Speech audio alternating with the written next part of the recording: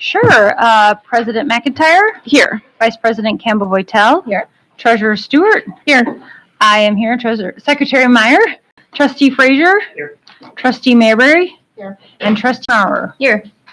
All right, we are all here, and we are also joined by our superintendent, Dr. R.J. Weber, as well as our amazing central office leadership team. Thank you all for being here.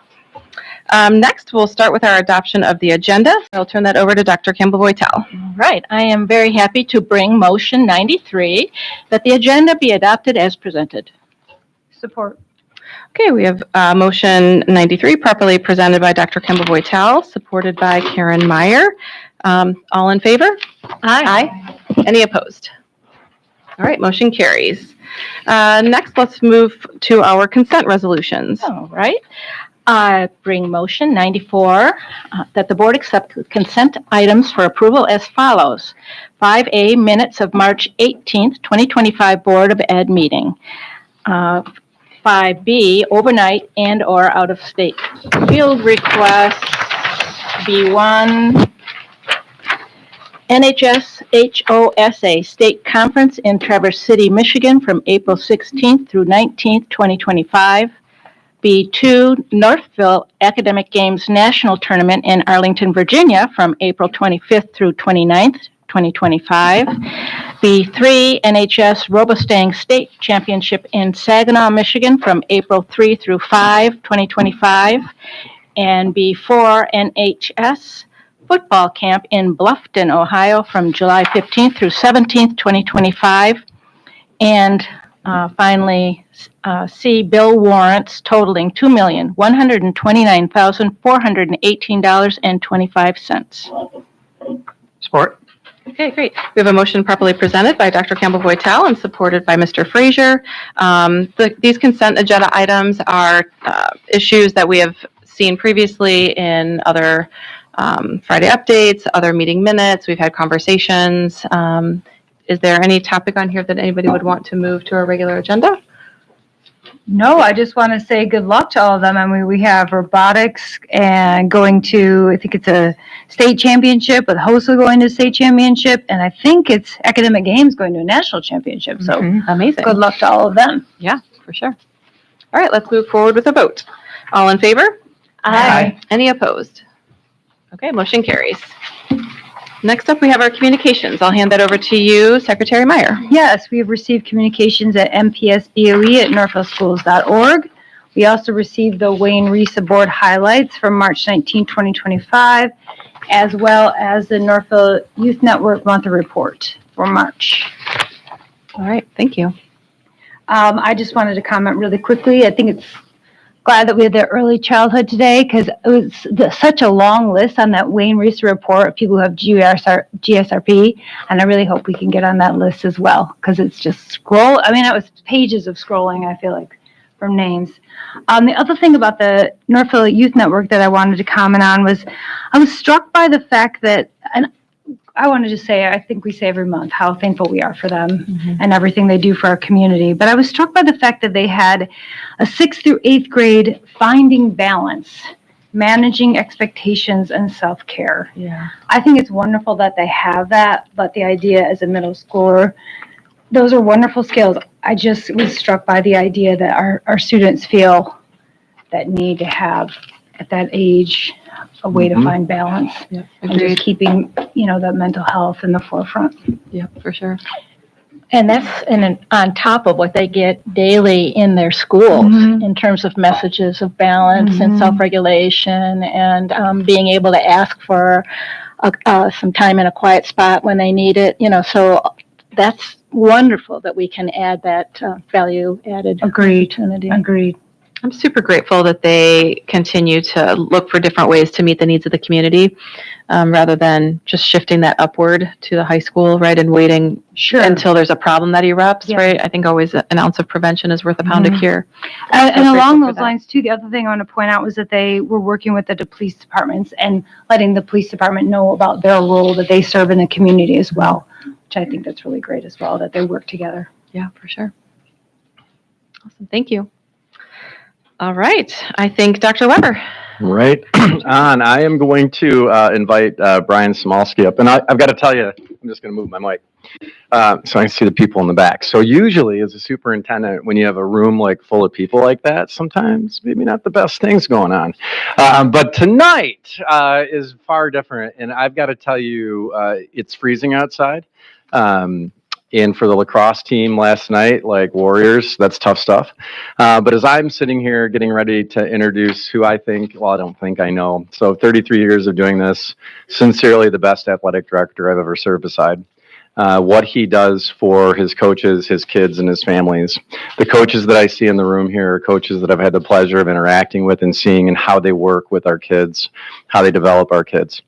And I can't help but as we scroll through every one of, I'm looking at the kids now, of your pictures, underneath it says champions, champions, champions.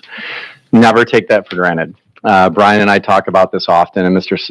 Koski as well, that we have the privilege to serve a community in a time that really is unreal. Again, I might look like I'm 29, I'm not. I've done this for a long time. And I have never been part of a system of families and kids that put what you all put into it and frankly get the results, especially the past 3 years. So really neat to see the jackets up front and the big end. And I know Mr. Samalski is very, very proud of you, and he would never take credit for anything. So that's why I'm giving him some love right now. But you have quite a list to go through tonight. So thank you for taking time to be here tonight.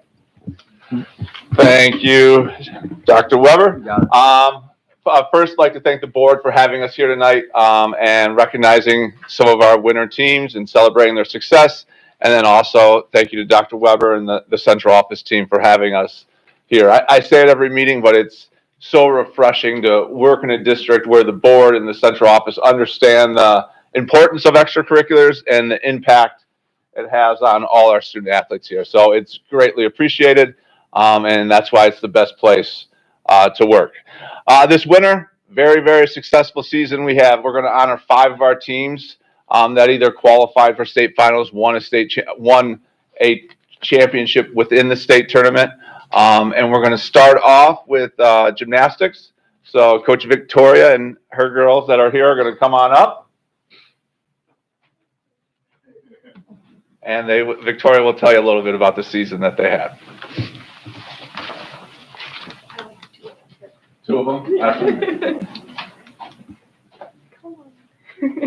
Okay, just have 2 of them here today, but our team this year, I'm so proud of them. They were regional champs with a season record score. Noelle Lakari won the all-around, which is huge in gymnastics to win all 4 events. We ended up advancing to the state finals, placed 4th in the state as a team, including Michelle Walker placing all state on vault and Noelle Lakari placing all around and on vault as well. And then also, this was a really big deal for us this season, but it was our highest team score finish in my 8 seasons of coaching. So, Wow, amazing. Wow.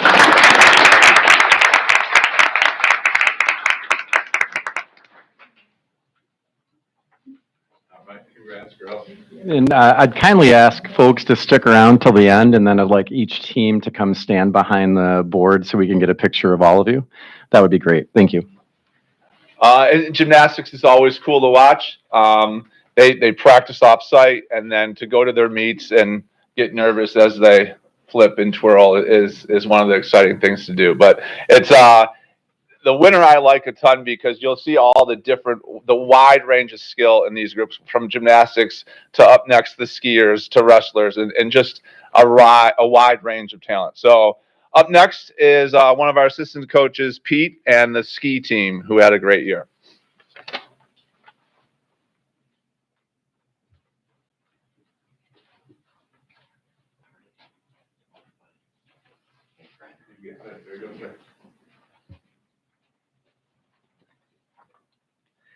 Okay, thank you. First of all, thanks to the board for having us. Appreciate it. My name is Pete Shoemaker. I'm an assistant coach on the Alpine ski team. So I just want to talk first of all about our state championship berth. It's the 2nd year in a row for the boys team. And that was very special. And then there's a young lady behind me that's going to say a couple words in a second, but she was our first ever individual qualifier as a female athlete for Northville High School. So I think that deserves a round of applause.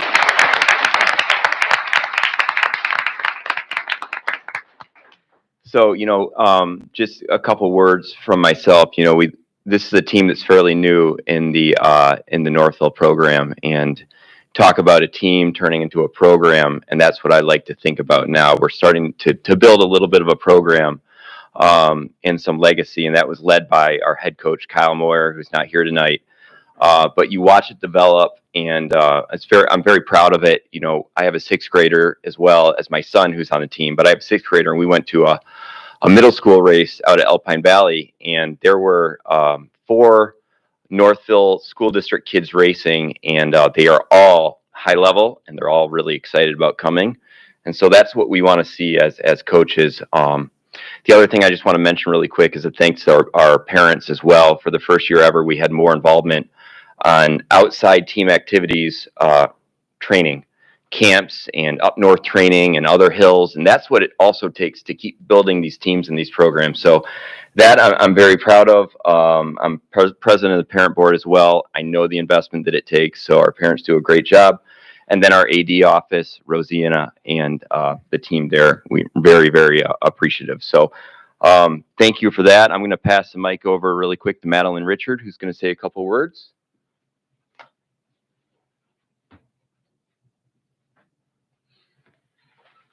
Hi.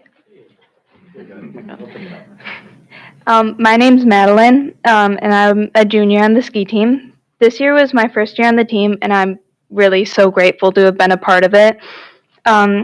This season, one of my biggest accomplishments, as Mr. Shoemaker said, was being the first girl in our program history to qualify for states as an individual. That was an incredible experience, and I'm so grateful to have been able to be a part of it. But it wouldn't have been possible without support from my coaches and the parents. They spend so much time to make sure that we have all the training and everything we need.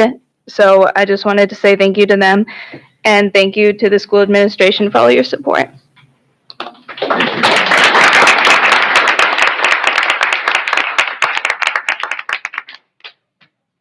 Thank you. Congratulations. Congrats on a great season. That's awesome. All right, up next, Palm. So Palm had a great season. Alexis and Macy were new to the staff this year, and they did an outstanding job building the culture and climate of a championship program, not only with the success, but just the positivity and the energy that they brought to football games, basketball games, and then their individual competitions. So, all right. Hi, as Brian said, I'm Alexis. This is Macy. As some of you might know, we have a longer season than most sports. We start in April. We don't end till February. So there's just a long list of things that we are really, really proud of our girls for enduring the season. We went to camp this summer. They ended up leaving with a Grand Champs trophy, a third place in the senior kicker team, and the Peppy Palm Award, which has just been the most peppy at camp. Then we went to high kick, and for the first time in Northville, the Northville program history, all 3 teams, middle school, JV, and varsity, came home with the first place. Then everyone qualified, thank you, for Division I for states, where we received 6th place, JV received a 2nd, and middle school received 3rd. So overall, really, really great season. Like Brian said, creating a very great environment. We're just very proud of these girls.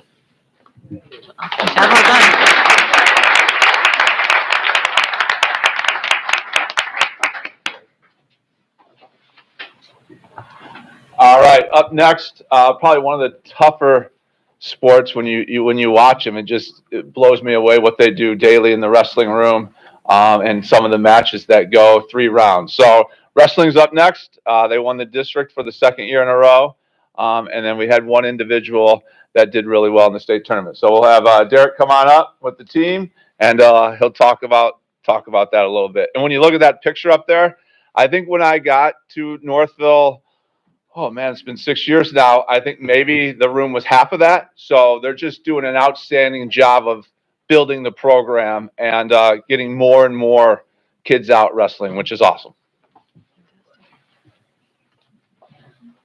Awesome. All right. Good evening, everyone. Thanks for having us here today. Brian kind of stole some of my thunder, but kind of, Doug and I took over the program 2 years ago. So we just finished our second season. The year before we took over, 14 kids finished.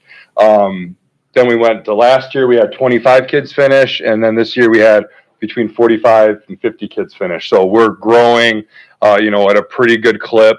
And we want to continue doing that by developing some youth programs and then also getting a middle school team going. So I think those will help us develop as we continue to grow as a team. As a team, we were district champions last year and this year, and then we made it to the regional finals where we wrestled against the Detroit Catholic Central. Had a good outing against them, but learned a lot from those wins. As you can see, we have a lot of guys here today. Most of these guys on the program they started wrestling as freshmen. So when you're starting that late in the sport, and the progress that they've had in just 1 or 2 years has been incredible. So we have probably, I think, 15 or 16 sophomores going to be juniors next year. So we're only getting better. We're only competing harder. We want to wrestle the tough kids. We wrestle Brighton, Heartland, CC. We go to the tough tournaments because that's what makes us better. And with that, we had 3 guys make it to regionals this year, Jimbo, Basho, and Enzo. And then Jimbo, as I mentioned, started wrestling, or James Dunn, sorry, started wrestling as a freshman. Took 3rd in the state this year as a senior. Wow. So, I mean, just really excelled, peaked at the right time, and did.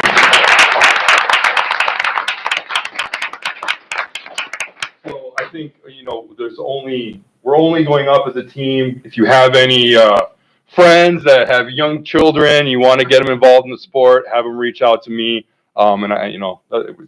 It's a community sport, and we're just going to keep getting better and better as we go. So. All right. Thanks, everyone. Great. Thank you.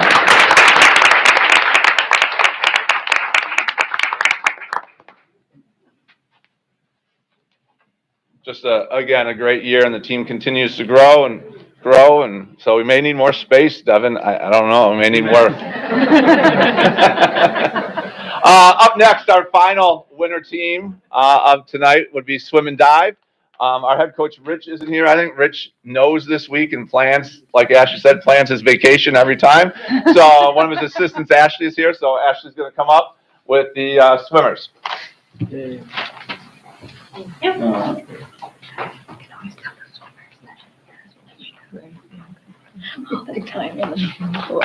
Hello, I'm Ashley Geringer. This is my 8th year coaching the boys swim and dive team, and this is only part of our state championship team. We had 14 guys qualify. 1 was a diver, and almost all of these guys had scored individually and on relays. As a team, we won our 7th conference championship in a row this year, so we kind of set the bar high. The conference championship is just the first step in our season. Just introducing these guys really quick. I have Adam, Ace, Matt, James, Ben, Colin, Brady, Jaden, and Quinn, and a couple more guys that couldn't make it today. Just a few highlights from our state championship meet. We placed 3rd overall at the state meet. Last year we were 4th. This year we're 3rd, so hoping to keep inching our way up. But a couple of highlights from that meet. Brady Stenson was state champion in his individual event, the 200 freestyle, and was an automatic All-American time, which means top 100 in the entire country. So that was great. Wow.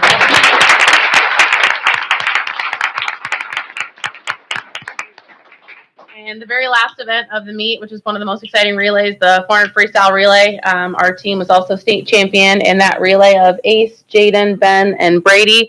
So they were state champs in that event to end the meet, which is great. Awesome. Here for half an hour talking about each one of them and how great they did this season. But on behalf of all the other coaches, we're really proud of them and hoping to do a little bit better next year. Thank you.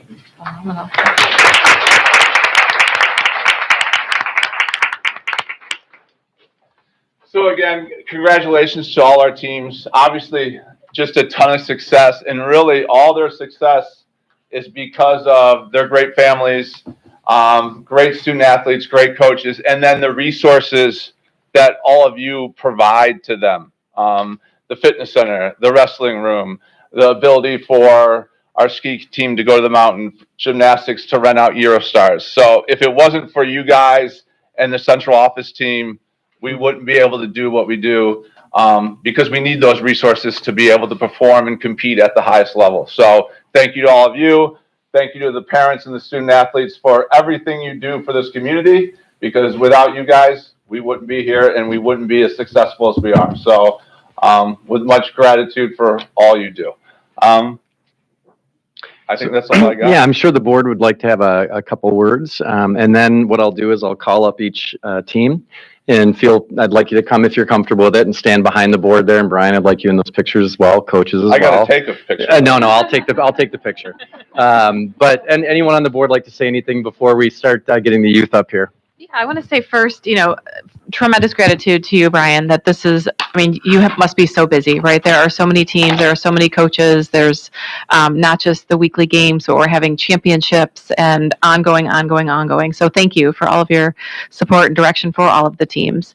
And I think for me, it really goes back to the foundation that the district has also helped families establish in terms of sharpening the saw and really knowing that busy kids can do really great things. And we see it happening, and it's really encouraging to see just the tremendous success and also the commitment and developing that grit, growing those programs. I'm so happy to hear that the Alpine ski team and the wrestling program are really growing. That's exciting, right? That kids can't always make a basketball team when there's 5 kids on the court at one time. So it's a really beautiful thing that, like you said, there are more community programs that can bring more kids into the fold, and they have great experiences with building friendships, and the parents also have a great place to form connections and give back, and it's awesome. So that's what I would say. Thank you. I think my comment, bravo, I did know that. You said you hit all the high points, but I think the other thing that I notice in the testimonials is that it fertilizes the middle school age. And I would say, as a grandparent of an elementary school, that even the elementary kids have their eyes on the sports and are beginning to, do something in the community, rather it's in a community pool or at a park program. But they also understand that sports is part of a life of balance. To pick up the theme, maybe is tonight, balance, and that being active is more than just going to high school to study, and it isn't trying to ace a test. It's part of being human, and physical activity is really part of health, and so we really celebrate that. The other thing I want to say about community is that the community is approving the bonds that support these sports opportunities for our kids. And so, it takes infrastructure and it takes pride and support and vision on the community's level to keep this going. And so my plea to the community and anyone who might pick this up on YouTube is to recognize and pat yourself on the back. You are allowing these kinds of successes to happen in our school district. And for that, we're very grateful. I just wanted I know that you acknowledge them, but I know the coaches came up and they acknowledged all the hard work that it takes for families and all the dedication of the athletes themselves. But I just wanted to give another shout out to you coaches. I know how much time you put into this. Please do not take what you get paid and divide it by the hour. It really means a lot. And what you do for our students goes beyond, just the years they spend here in school and throughout their lives. So thank you very much. Congratulations to everybody, especially the athletes. I was a student athlete a bit longer ago than I care to admit, but those are times in my life I look back on so fondly, and there are many, many days when I miss being out on the softball field, and I know the commitment that it takes for all of you. I think I had one day to buy my prom dress, and I went in my practice clothes because we had tournaments every weekend, so you guys are really putting in that work to find that balance, but also enrich yourselves beyond the classroom. And thank you again to all the parents who are going to the practices and going to the games and doing all the driving if you have the younger kids. Your commitment to that doesn't go unnoticed either, so congratulations to all of you. All right. And I'll go ahead and call the order up here, but we talk about commitment, and Saturday I was at the girls softball and boys baseball, and thank you to the community for supporting the bond work. Those fields were playable. In the past, they wouldn't have been because of they would have been waterlogged and the maintenance aspects of it. Also, from a standpoint of additional services that folks might not fully see, but from a purchase service standpoint, I believe last year we spent about $275,000 in transportation to get kids back and forth from athletic events. There's obviously a bus driver shortage, so many of you get to ride some pretty sweet motor coaches or on the yellow bus that your parents had to do back in the day. However, those are the things that most people don't see but are important because to us it's an equity of opportunity. How do we provide the opportunity for as many kids as possible to chase after their passions, to go after those things? And I can assure you that to you, the students, this community cares about you, and your parents care about you, and your coaches care about you. And the community is the Board of Education. It's all of your educators and coaches. I often say you don't see a government or a coach walk through a door. You see people walk through doors, and you are loved and cared about. And thank you for giving everything you do. And Brian's right. One of the things with POM and things like that absolutely terrified me is when they start like throwing people in the air. It scares me. So just please be careful. So why don't we go ahead, Brian, if you want to take an N, and let's go ahead and start with POM first. Ladies, you can kind of come up here, stand behind the board, please. I'm going to get some pictures.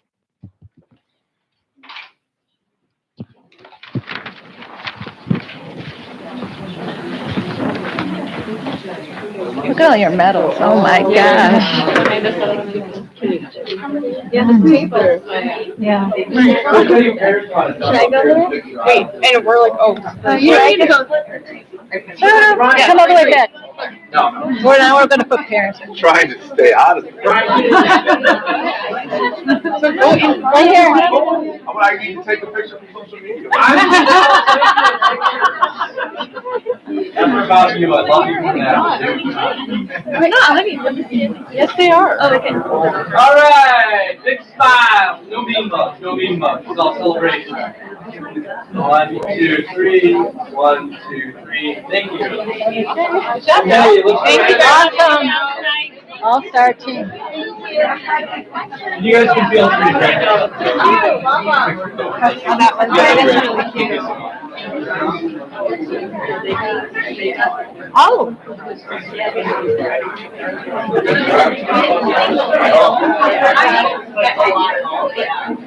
All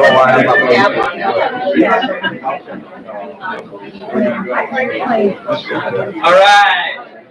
Hey, I know you guys are tough, but no mean mugs. We're doing smiles tonight, all right? Celebrate. Special. Let's scoot down a little bit more. Oh, wait. It is. All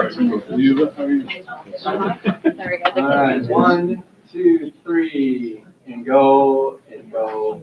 Awesome. Thank you so much, guys. Thank you very much. All right. Congratulations. Great job. I realized I've lost it, so I'm probably trying to work at it. I saw the name and I wondered if that Oh, really? Yeah, big ball hat is Good night, guys. You're great podium. I'm sitting here whining about the cold that you guys are talking about. Yeah, we could be skiing right now. Inspiring a lot of young skiers behind. I like the guy. All right, big file. Slide in a little bit further. We can get closer. Oh, we gotta show that. Oh, No, that's swing. yeah, move on just a little bit so we can see the champion. Drop down. Yeah, can we take Megan. Come on, Grace, you can do it. Get there, baby. Megan, can you change the picture? We're gonna go back to Sorry, I am being good. It's all right, it's all right. What team is this? Ski. Here we go. There we go. All right, big smile. Smile, guys. Yes, I love it. All right, great job, guys. Thank you. Thank you very much for coming out. Congratulations. Thank you, board. Thank you. All right, next up, let's go gymnastics. Thanks, guys.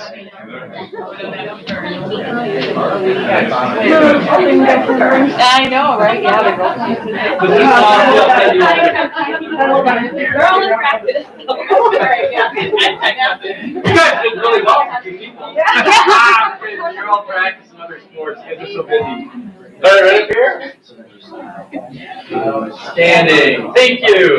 And finally, swim. And dive.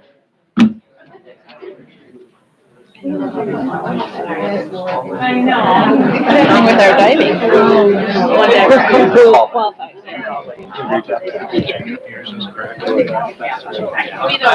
Thank you, guys.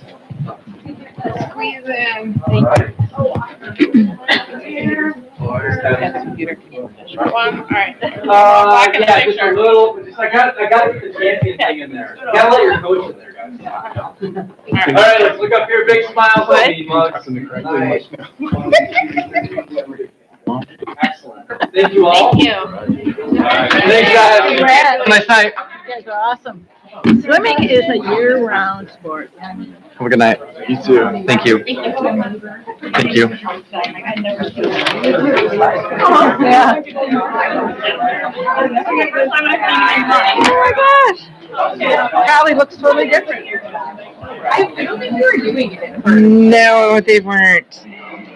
That's all right. Oh, that's good energy right there. RJ, in a previous life, you could do like this year's photo. Oh, I'm a photographer. I am. There you go.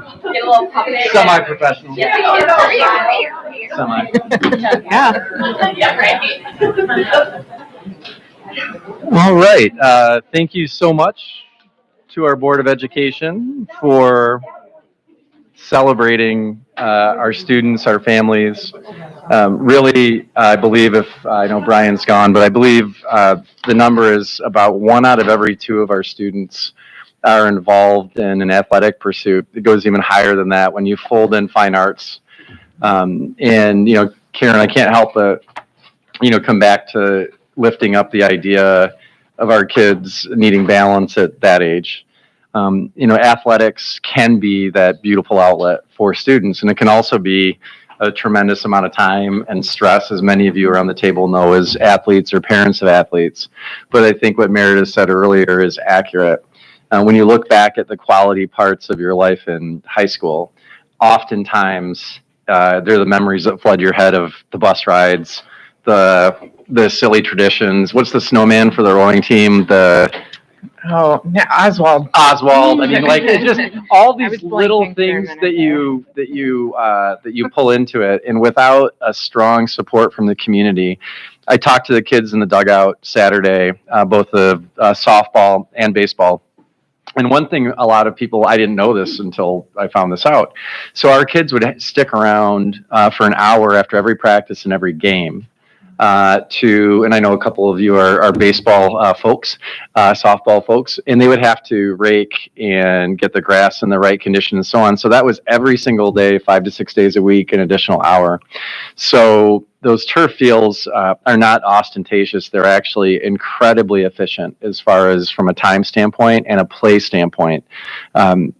When we have rain, a lot of the districts around us who don't have turf fields can't even play, but our kids can play and practice. So I'm sincerely, on behalf of, I'm just the mouthpiece for so many people, but grateful for the fact that our community has made investments in a truly quality part of our kids' lives. And we're doing the same with our auditorium and getting that up at the high school to a good place for those folks who are into fine arts, making sure that we provide instruments in our orchestra and our band programs, making sure we support travel. And as I did mention, there are significant costs to that. However, you can see the joy in the families here tonight. It means something. And that's where our community public schools will be something that I know that the 7 board members I'm privileged to serve beside will always fight for. In any way, shape, or form, siphoning money or defunding our community public schools takes away from all those kids who stood behind you 100%. And their families. And so thank you for your service there. And I know the next part is something that the board really enjoys, and this is a great moment that's above and beyond the Call of Duty Awards. Really quickly, Dr. Orr, before we do that, I would be remiss not to, and I want to be very fast, but we had a former board colleague who would always lift up those teams that did not make it here tonight. I'm very proud of them. I don't want to take away from their accomplishments, but we have other teams. I just want to acknowledge all those teams that also worked very hard all season and had a lot of personal bests, and those coaches and parents as well. We're very proud and impressed by all of these students and their accomplishments, but sometimes we don't get to recognize them in this kind of a setting, and I just want to lift up those teams that were out in the cold practicing all winter long as well. So just want to give them a shout out real fast. I'm sorry to interrupt. Well, that's fine. Could you share too? You sent a really cool picture. Speaking of the really great fields and my son and husband were on a flight on Sunday, and they flew right over the high school. And my son got a really great picture, and we could see those beautiful turf fields. They looked really good in the was picture. really cool. Yeah, Pretty it was an aerial shot of it. So It was really neat. Yeah, and they look great. I mean, they looked way better than the real grass around them. So to your point.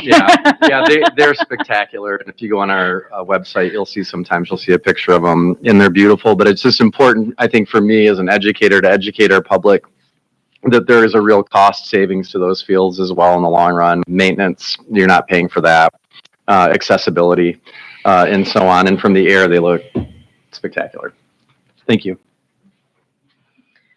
all right. Next is our ABCD awards. Okay, well, I am first, and I do want to say thank you to Early Education. Both of my children went through the program. Many of their teachers are in here right now. I really appreciate it. So one of my colleagues told me I have the honor of doing a twofer, which is a technical term. So I have one for Beth Brown and Kelly Saline, who actually were actually both my son's teachers, and he says hi.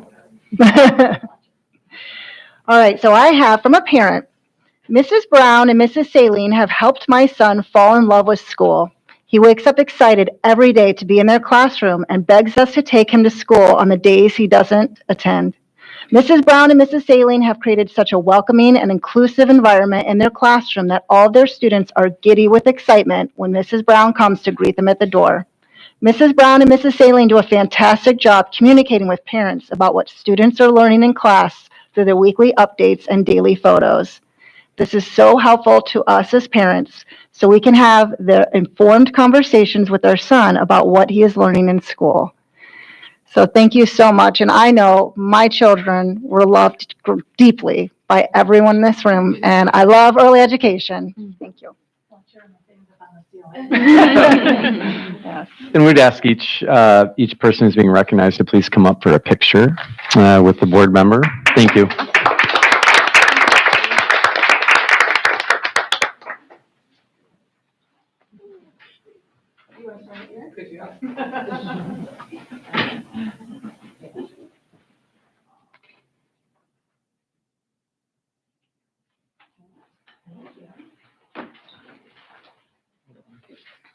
All right, great.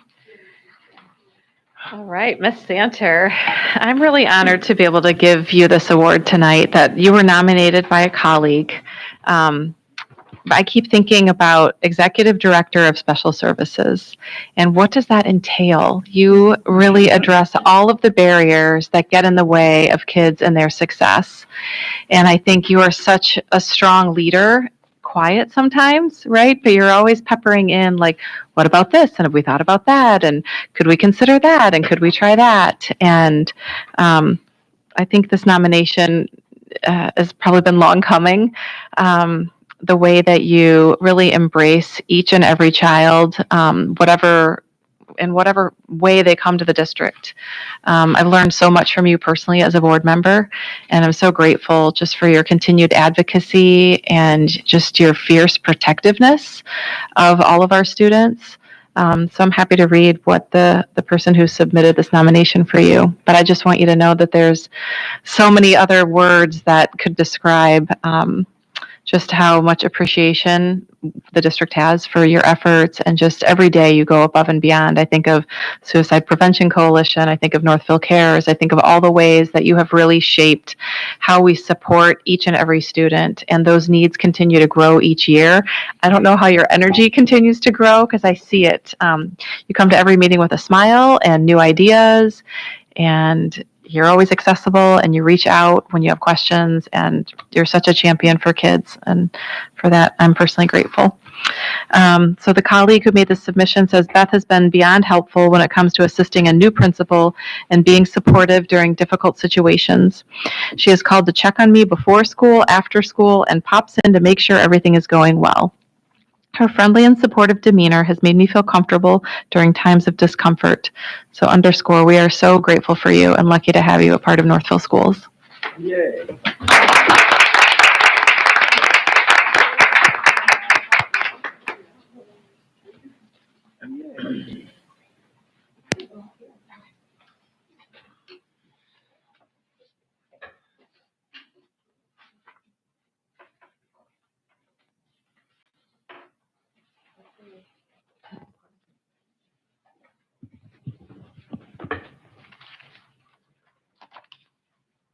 Okay, well, I have the pleasure of recognizing Miss Christine Hall. Miss Christine is one of our Kids Club teachers at Ridgewood, and for the last 7 years, I have heard almost sometimes on a daily basis the amazing things you do with our kids, how you make Kids Club so fun. So when you came up, I had to grab your name.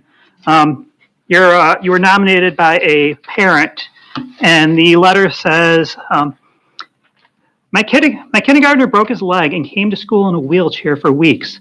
As parents, we were anxious and unsure how we would manage at Kids Club. She made sure he got to Kids Club classroom and to his classroom safely every day. She never hesitated to help him whenever he needed it, and she included him in all activities. She made him feel very comfortable and he always had a big smile on his face when he saw her. She made this challenging time easy on him, and we truly appreciate her. So, thank you very much, and congratulations.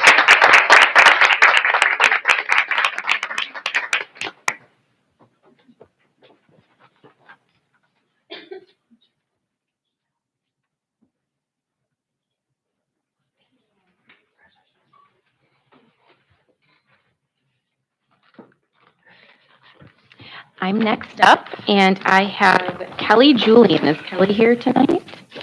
No, bummer. Okay. Well, I was excited to see a Thornton Creek teacher on here, as I will be a Thornton Creek parent in the fall. So, a parent sent in this submission on behalf of Mrs. Kelly. Our family will always be grateful to Mrs. Kelly and her amazing early childhood team. This is our daughter's second year in her class, and it has been a true joy to watch our little one's growth and confidence shine through. Mrs. Kelly works so hard to create a loving and comforting environment for her little learners. She always takes the time to get to know each child and help them have the best day. This first-time mom can breathe a little easier knowing our baby is so well taken care of. Thank you, Mrs. Kelly. You are amazing.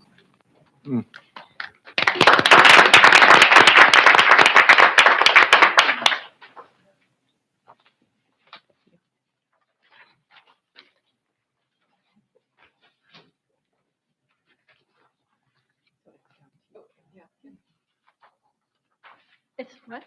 I think Jenna already did. Yeah, mine was a two. Yeah, she did too. Okay, all right. Well, what I would like to say about this nomination, it also applies to the focus for tonight, which is early childhood education, isn't it? And if you think about it, I have had a grandchild also be a student at the Early Childhood Center, as many of us do here. So I think I'm speaking from my heart to say that when you send your child to the Early Childhood Center, to you as teachers, that child has their first experience forming a relationship with an adult who cares about them, that is not their parent. And that is a big introduction to the world that you bring that child into. And you create, and both of these writers who nominated Rebecca Rosever, am I saying that properly? Rosefair. Rebecca, is this you? Okay. So the comments fall into this kind of perspective about the enormity of the job of welcoming these young children out of their families and into the world and creating an environment that they feel safe in, that they feel valued, that they feel recognized and seen, and come home energized and excited. So I'll read the actual comments, but I think that transition from the home to the world, you are the people that bring them into the world and start them on their journey, their life journey. It's really powerful, really powerful. So there are two parents, Rebecca, that nominated you for this recognition of what you do. The first parent commented that Miss Rebecca has created a wonderful classroom environment for her students. She makes sure they feel safe and welcome. We have Kleenex up here if you need it. We have an expert in Kleenex. And as though they belong, she sparks curiosity and encourages students to try new things. Each day, our student comes home with new and exciting experiences to share. He looks forward to school, and at the end of the day, he's tired out from a truly productive day. He's just given his all, and he comes home and to rest. That's just a beautiful image, really. Miss Rebecca's frequent communication and daily pictures help the parent, because we're sitting around wondering, what are they doing? Right? Those pictures mean an awful lot when they come home. So thank you for that. The second parent went on to say that, comment on how Miss Rebecca has created a classroom environment full of warmth and energy where our son truly feels like a community member. She recognizes him as an individual, always remembering personal details and giving him opportunity to provide input on his day. Their classroom is filled with fun, topical activities geared to the specific interests of each kid in the class. So on behalf of the board and this district and all of your leaders in your school, we thank you for what you give to your students each. Thank you very much.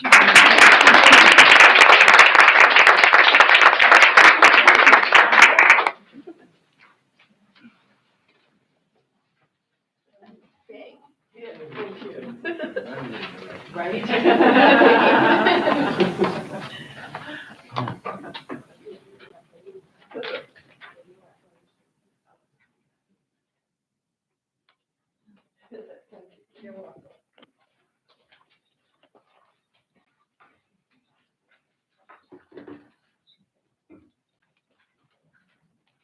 Always such special awards. That's awesome.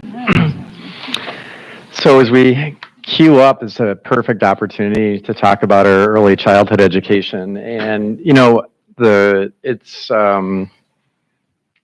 I don't know, I think there'd have to be something significantly wrong with you if you didn't see these kids coming into this building and just think, wow, it's amazing.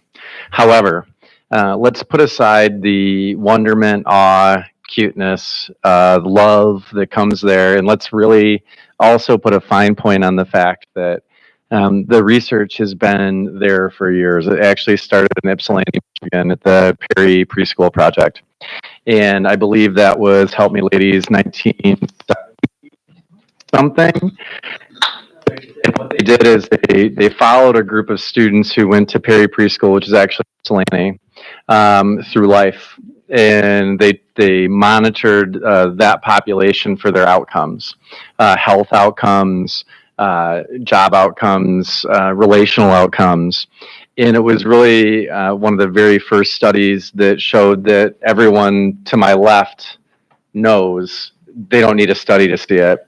You've committed your lives to serving young children, and my guess is because there's something in you that just knows that when you give a youngster an amazing high quality launch pad, and I'm going to guess we're going to talk about that a little bit tonight.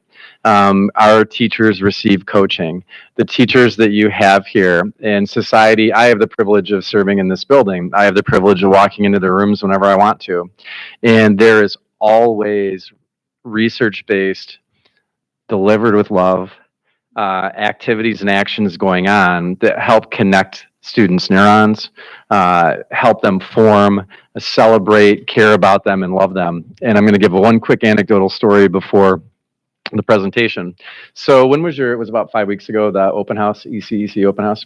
So I dropped by and I observed a couple walk up to Chelsea. And their student had been going through and struggling with some significant issues. They didn't know who I was. I was sitting off to the side, and I watched this interaction, and I see a young couple whose youngster had some significant issues, and I saw them just express their gratitude to Chelsea and her team for how they helped their child through a very difficult period. And the empathy that I observed Chelsea show that family, including her own story, was absolutely amazing.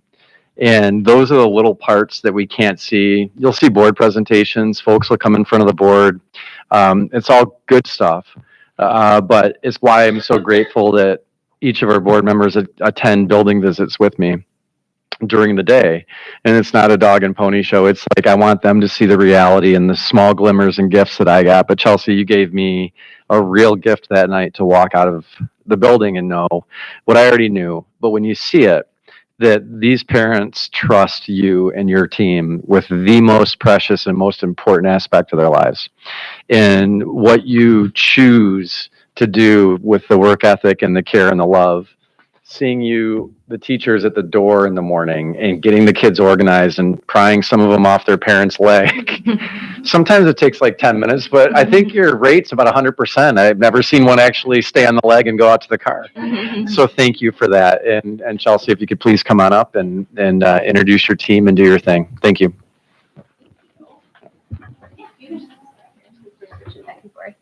Thank you so much. That was a great transition, and especially, you can come up this round too. The transition, even just seeing all of the early childhood names up there that were nominated by families, so well deserved. I can't say that enough. I'm so excited to see early childhood and extended day names nominated. And then also for Beth, who has been really supporting our program for the last couple of months too. It's just so exciting and the perfect night for us to present about early childhood. So with me tonight, I have Brandy Ginjal, who is our early childhood specialist, and Beth Brown, who is a half-day preschool teacher here at Old Village, better known as Mrs. Brown. So we'll get started. Our agenda tonight, we'll talk about your board gift, which I'm sure you've all gotten to take a quick peek at. So we'll talk more about that. And our studio teachers did a wonderful job putting a video together. And of course, they did a QR code on the back. So if you'd like to watch it later, you can do that as well. Then we'll get into our child outcomes. This is not something we've really ever shared at a board meeting before. So this has been a process for our teachers to learn this child assessment tool. And we feel like we're at a good point to share some of those outcomes with all of you. So we're looking forward to doing that, talking about our growth in our program. And then we'll end with some program updates. So to start, this is a little bit about how your gift was created. Oops.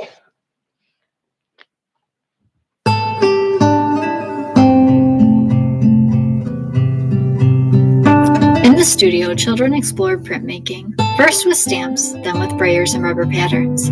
They enjoyed the medium so much that we added in a new form of printmaking with jelly plates.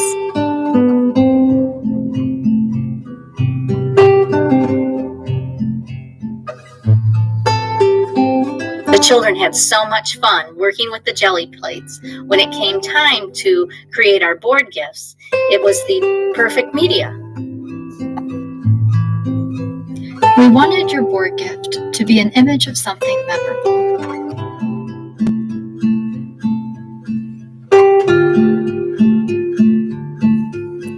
We worked with images on the computer to make sure that they would transfer onto the jelly plates. Transferring the image was so much fun.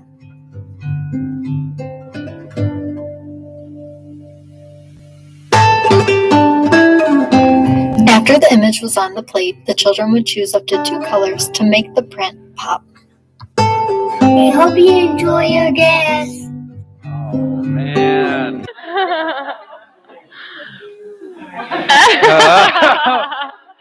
Down goes Stuart. Down goes Stuart. Oh, Meredith. Oh. Not that we want to see you cry, but the studio teachers are going to be so happy that they brought tears to your eyes with that gift. So we hope you enjoy it. The back does have a QR code if you'd like to watch that video. So I just wanted to mention that one more time. Yeah. Brandy can take over. Yeah. Press down to my level. Hi, everybody. I'm Brandy. I just want to first say thank you so much, Stu, for giving me the opportunity to come and talk about our assessment tool. And the vibe is always just so welcoming and so nice here. And I really just appreciate all of your support. So today I'm going to talk about the child observation record, which is called CORE, and it's our child assessment tool that we use. So as Chelsea said, we haven't really dug that deep into this yet, but this is a part of HighScope. So this is HighScope's assessment tool.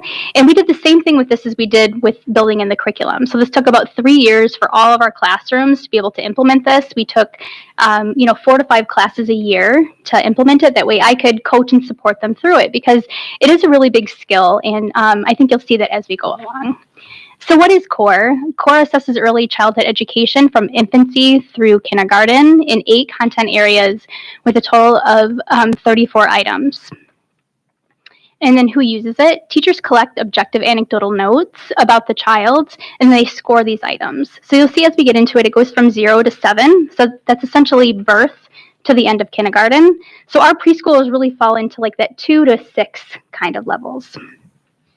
And then how is it used? The CORE data drives our lesson planning, the parent-teacher conferences, and professional development. And then at the program level, Chelsea and I are also able to go in and take a look at what our strengths and opportunities are and build from that. And then it also helps me as a coach. I'll go into classrooms individually and then support teachers of their actual classroom data so we can look at those gaps. So now we're just going to kind of take a look and watch this video so you can see from a teacher's perspective of what it's. In the studio, children explored printmaking, first with stamps, then with brayers and rubber patterns. They enjoyed the medium so much that we added in a new form of printmaking with jelly Pause briefly. Okay. plates. Music's nice. It's okay. We're going to hear a voice as well, so tricky. Hold on. It's okay.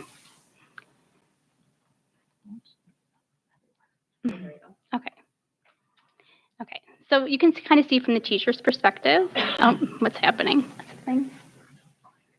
Sorry, I have no idea what's happening. I'm not touching it. I'm not touching it. Hands off. Okay. So you can see the CORE items along the side there, and then across the top are all the teachers, all the children are on the top. So you can scroll down, you can see all those CORE items. Wow. And then we're going to click on one child. This is Olivia. So this is her individual CORE assessment. So you can see that's at 100%. Here's all the items here. So we're going to look at language literacy and communication under reading. So you can see that gives it the description there. And then there's the note. So an example of the note. So there it is. You can see it's very objective. So it focuses on the part of the day and then what the child did and said. And then you'll notice on the side there is the CORE item or the tag. So you click on that and you can scroll down. Those are all the levels. So she's a level 4 for this particular item, which a level 4 does indicate kindergarten readiness. And then you'll see the little question mark on the side there. So teachers can utilize this tool to scroll down, and this gives a little bit more information because we want to make sure that we're using it with fidelity. And then it also provides examples of an anecdote.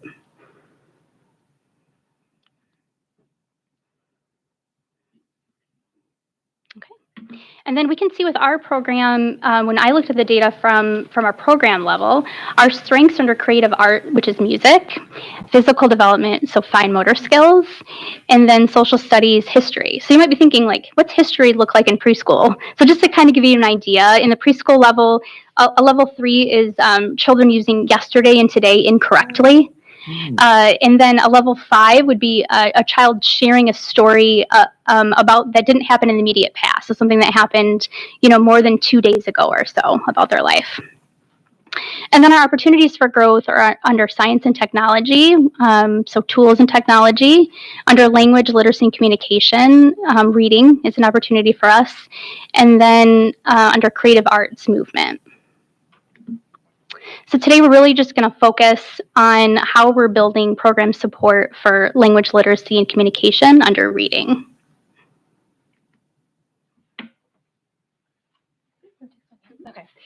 So just to talk about some things we did this year to implement those program supports. The first was our November Professional Development Day. So we went into the school year knowing that this was an area that we wanted to focus on. So we started the year off with that and had a trainer come in and really focus on language literacy and communication and talked about some activities that they could take away and do in their classroom the next day. So that was a really fun training to kick off our school year. And then one fun parent event that I think this is our third year doing a literacy night. It's such a fun event that our parent advisory group helps us plan. So we can't take credit for all the ideas. Our parents truly put a majority of this together.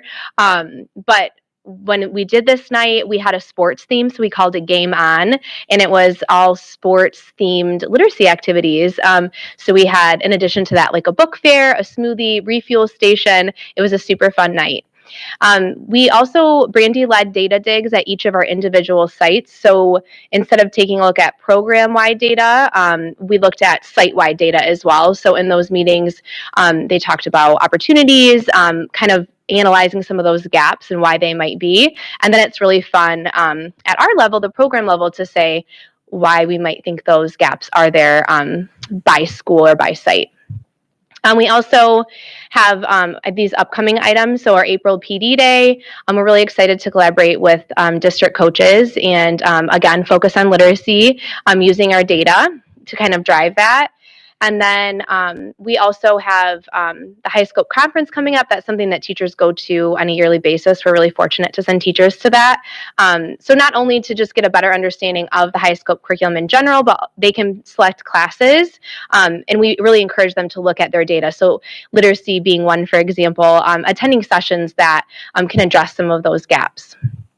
And then the other is High Scope literacy resources. So reviewing those, encouraging teachers to go back to them and utilize them as frequently as they can. And then we also provide updated information in our staff notes for teachers too, some activities to try. And then also we love when teachers share that information back with us, like a cute video of them trying it and how it worked in their classroom. And then the last item is March Reading Madness. This is something that we did this year. This was a new event that we tried. So all of our preschool classes selected one book to nominate to go into the bracket. So you'll see our bracket on the top there. So we created a bracket and then classrooms read 2 books a day. So they did the book matchup, and then to get some student voice, we actually had them vote and then report their vote or call in their vote to the office. And even some kids walked their vote in. So all classrooms did it a bit differently and mixed it up throughout the month, but it was really fun. That was my favorite part, listening to the kids call in and share their vote with us. So at the end, we had our final matchup, and it was 7-7. It was a tie. So we had 2 books win. So Creepy Carrots and The Book with No Pictures. Excellent choices. How do you pick? I mean, I get why it was a tie. Because it says boo boo button. Yeah. Silly. That is why It's the silly. book Yeah. Usually the silly books for sure. So this was so fun, honestly, for us as a program because it got kids so excited about reading. And then we had kids that maybe wouldn't take that initiative to be the one to report that vote. But over the month, they kind of gained confidence in that. And it was so sweet to hear just this timid little voice on the other end of the phone, but the teacher encouraging them behind. And we tried to get as many videos as we could. So I'm going to share a brief one here. Hopefully it plays. Thanks. Early childhood, this is Tiffany. Say hi, Tiffany. Hi, Tiffany. This is Miss Kelly's class. Hi, Miss Kelly's class. Did you have a vote for me? Peppa Pig. Peppa Pig. I got it. Thank you. Say thank you. Thank you. Bye. Good.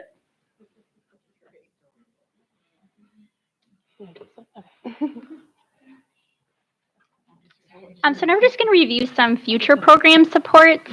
Next year, Chelsea and I are going to lead a literacy committee for teachers who are interested, and we'll dig really deep into more literacy curriculum, try out the anecdotes. When in the high school curriculum, we really see children as early, middle, or later learners, so thinking about how we can individualize for each development of learners. That would also include book clubs and book studies and things of that nature. And then additional early childhood curriculum sources. So digging in those, read alouds are a little bit fairly newer to high scope. So digging deeper into those. And then new professional development opportunities. So currently, the last couple of years, we've even collaborated with Gretchen's House, another early childhood program. So I take some teachers and we take little field trips there a few times a year, and they've been so nice to accommodate us. And this year, we feel like we're at a really good place to bring them to us as well. So we're really excited for them to come to our classrooms to observe and to learn from us as well. And then just really being intentional about making the time and the space for teachers to visit each other. There's so much. I always say if I could go back into the classroom today, the things that I have learned from these teachers, it would just be, it would be such a great experience.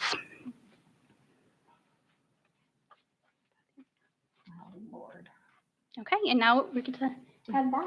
Say with the Gruffalo, our classroom's choice was robbed because he had to go up against Dragon Loves Tacos the first round.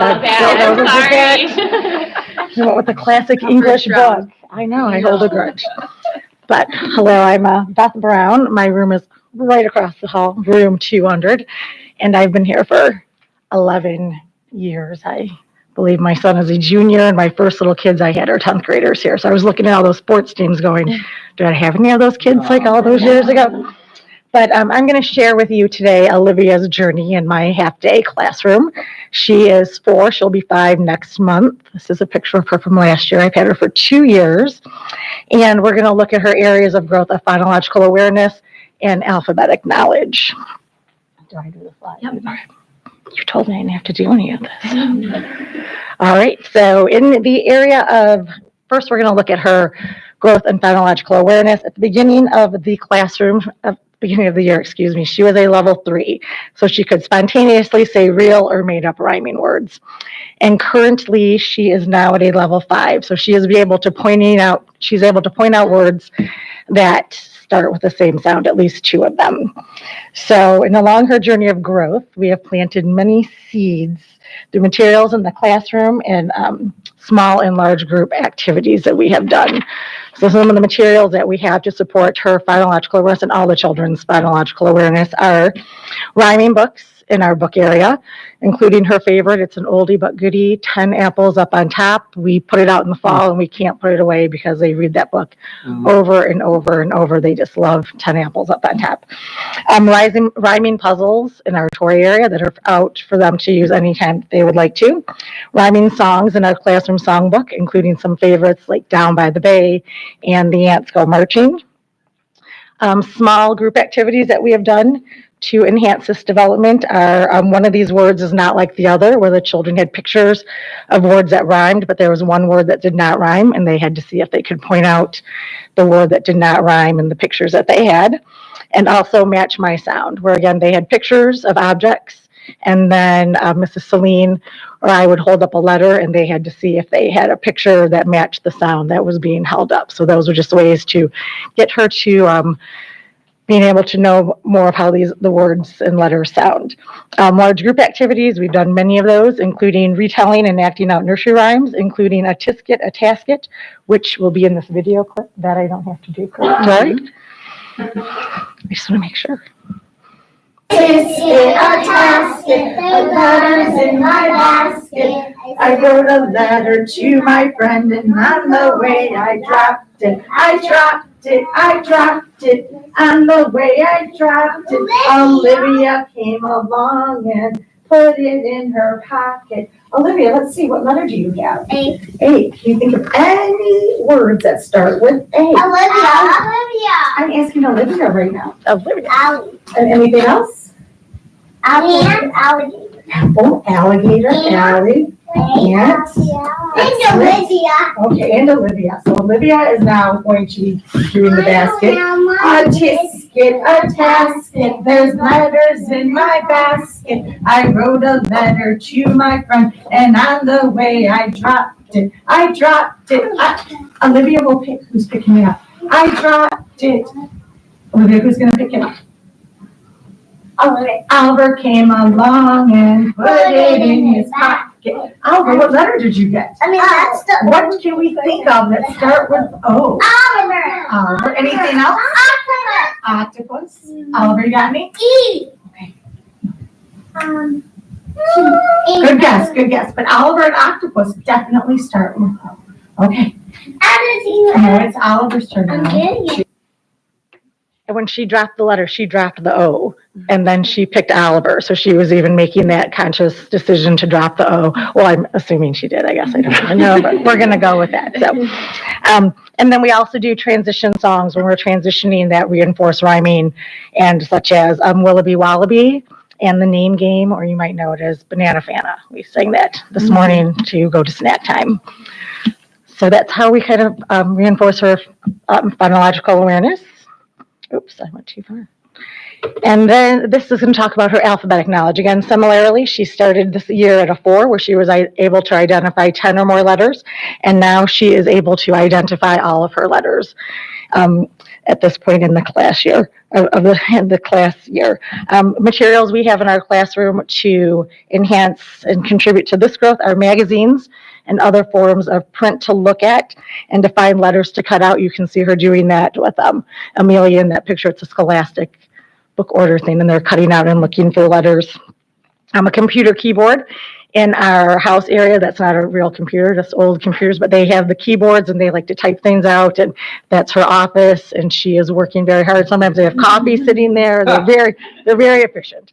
One little girl puts coffee, her phone, and she's just like she's going to work. It's so cute. Letter charts, and then children's name cards in our writing area, where they can look at each other's names and learn how to spell each other's names. And there's paper and writing tools to practice writing words and letters and things to enhance their play. And actually, Olivia, they had a hair salon in our house area, and so she wrote salon and made a sign for it, and she will have you know that it is a 5-star salon. There are 5 stars there, and she tells everyone, and after you go to the salon, you can go to the 5-star restaurant that is right next door. So some small group activities that we do to enforce alphabetic knowledge is down in the corner, she's got craft sticks, and they are making letters. So she was making an A, so they can just take whatever craft sticks they want, and we have a sheet with different how to make letters, and they can make, obviously ones with straight lines are a lot easier to make than some of the curved ones, but they just really get their hands on making letters. Also stringing letter beads. We have letter beads in the classroom, and they like to find the letters in their name and string their name. We actually did that as a small group activity today in one of my classes. And then alphabet poppers, which are really fun. We just have those out and just like those little poppers, and it has the letters, and they can sit there and pop their name or pop a friend's name, and very soothing while they're popping alphabet letters. And then also identifying letters throughout the classroom, just looking around and noticing when there's letters and there. So in large group, we have done a heart letter hunt where we actually came in here and we hit a whole bunch of hearts with letters, and then they had to find letters, and then they got to come over here and sit where you sit, and they thought they were really cool and tell us what letters that they found when they were done with that. And then the picture up in the top with her holding a letter, it was marching around the alphabet. So we marched the letters on the ground. We marched around the alphabet, and then there's a sound. And when that sound is played, they stop, pick up the letter that they're at. And then we talk about what letter do you have, what words may start with that. So lots of different activities just throughout the day. And then also during message board at the beginning of the day, there's lots of opportunities to be looking at letters through our attendance racks where all the children's names are on a rock, and I hold them up and we figure out who's here, who's not here, and also just pointing out other letters in the messages that we have up on the board.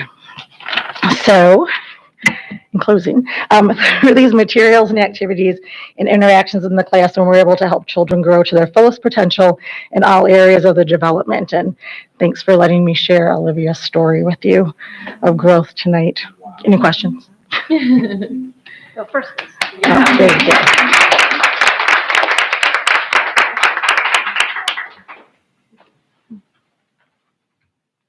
One thing before we move on to, this is our final slide, program updates, but I hope the one takeaway really in sharing this data and learning more about CORE and just walking through two of those items that Mrs. Brown shared really is how intentional teachers are, and they're truly early childhood professionals. And we just looked at two items for one child, and Brandy mentioned there's 34 for each child, and some of our classrooms have 28 children in them. So the time, commitment, and dedication for all of our classrooms, head teachers and lead assistants are both doing this anecdotal note-taking and scoring. It's truly a team effort. And then also Brandy going through and providing coaching and support and helping our teachers in classrooms get these reports to families. And the feedback we've received from families too, and how impressed they are with all of the hard work and detail, the amount of detail in these reports too. I just wanted to say I hope that's kind of one of the biggest takeaways today too, is just all that intentional teaching that's happening. So yeah, that's something I wanted to mention. And then moving on to program updates. This year, we did achieve our NECE accreditation renewal for Ridgewood, so we're very excited about that. That's a 5-year cycle, so we're actually going to be starting that for Old Village and Thornton Creek this next school year, so we'll start that renewal process, and then we'll have our site observation during that time as well. We also had our first HighScope certified classroom that happened over the summer. Just wanted to highlight that again. There was so Mrs. Holmes, I believe we might have shared that a little bit last, towards the end of, or the beginning of the school year. I can't even remember my days now. It feels like it's just really exciting for us. So I just wanted to mention that one more time. And we hope to have additional certified classrooms potentially by the end of this school year. So more to come on that. We applied for a Great Start Readiness Program, or GSRP. It makes it really tricky in the district too for those that aren't familiar with GSRP, because GRBS, and we're all just throwing out acronyms all the time. So it's funny. So if we get that messed up, that's okay. But so for GSRP, we did apply for next school year. We're in the application process currently, so just wanted to provide an update. We had site observations, and then we'll see what happens with that. So we will find out if we receive funding in June. For the next school year. So, and then we had playground updates, which I know all of you are aware of that, but just wanted to mention it. It's been so fun to watch the children enjoying playing on the playground. And for central office here, and the board members that pop by or live in the community, just watching the kids on the playground is so much fun. They forgot about the other old half now. It's just all the new stuff. The hill. Yeah, so fun. We also achieved enhancing quality level through Great Start to Quality. So that is something else we did this school year. So far for Ridgewood and Old Village. So we're in the process for Thornton Creek as well. I'm not sure if anyone's familiar. It was a star system before, but it's moved to levels. So we're enhancing quality. We're really excited to continue on through that process to achieve that top quality level, which we're confident we can do.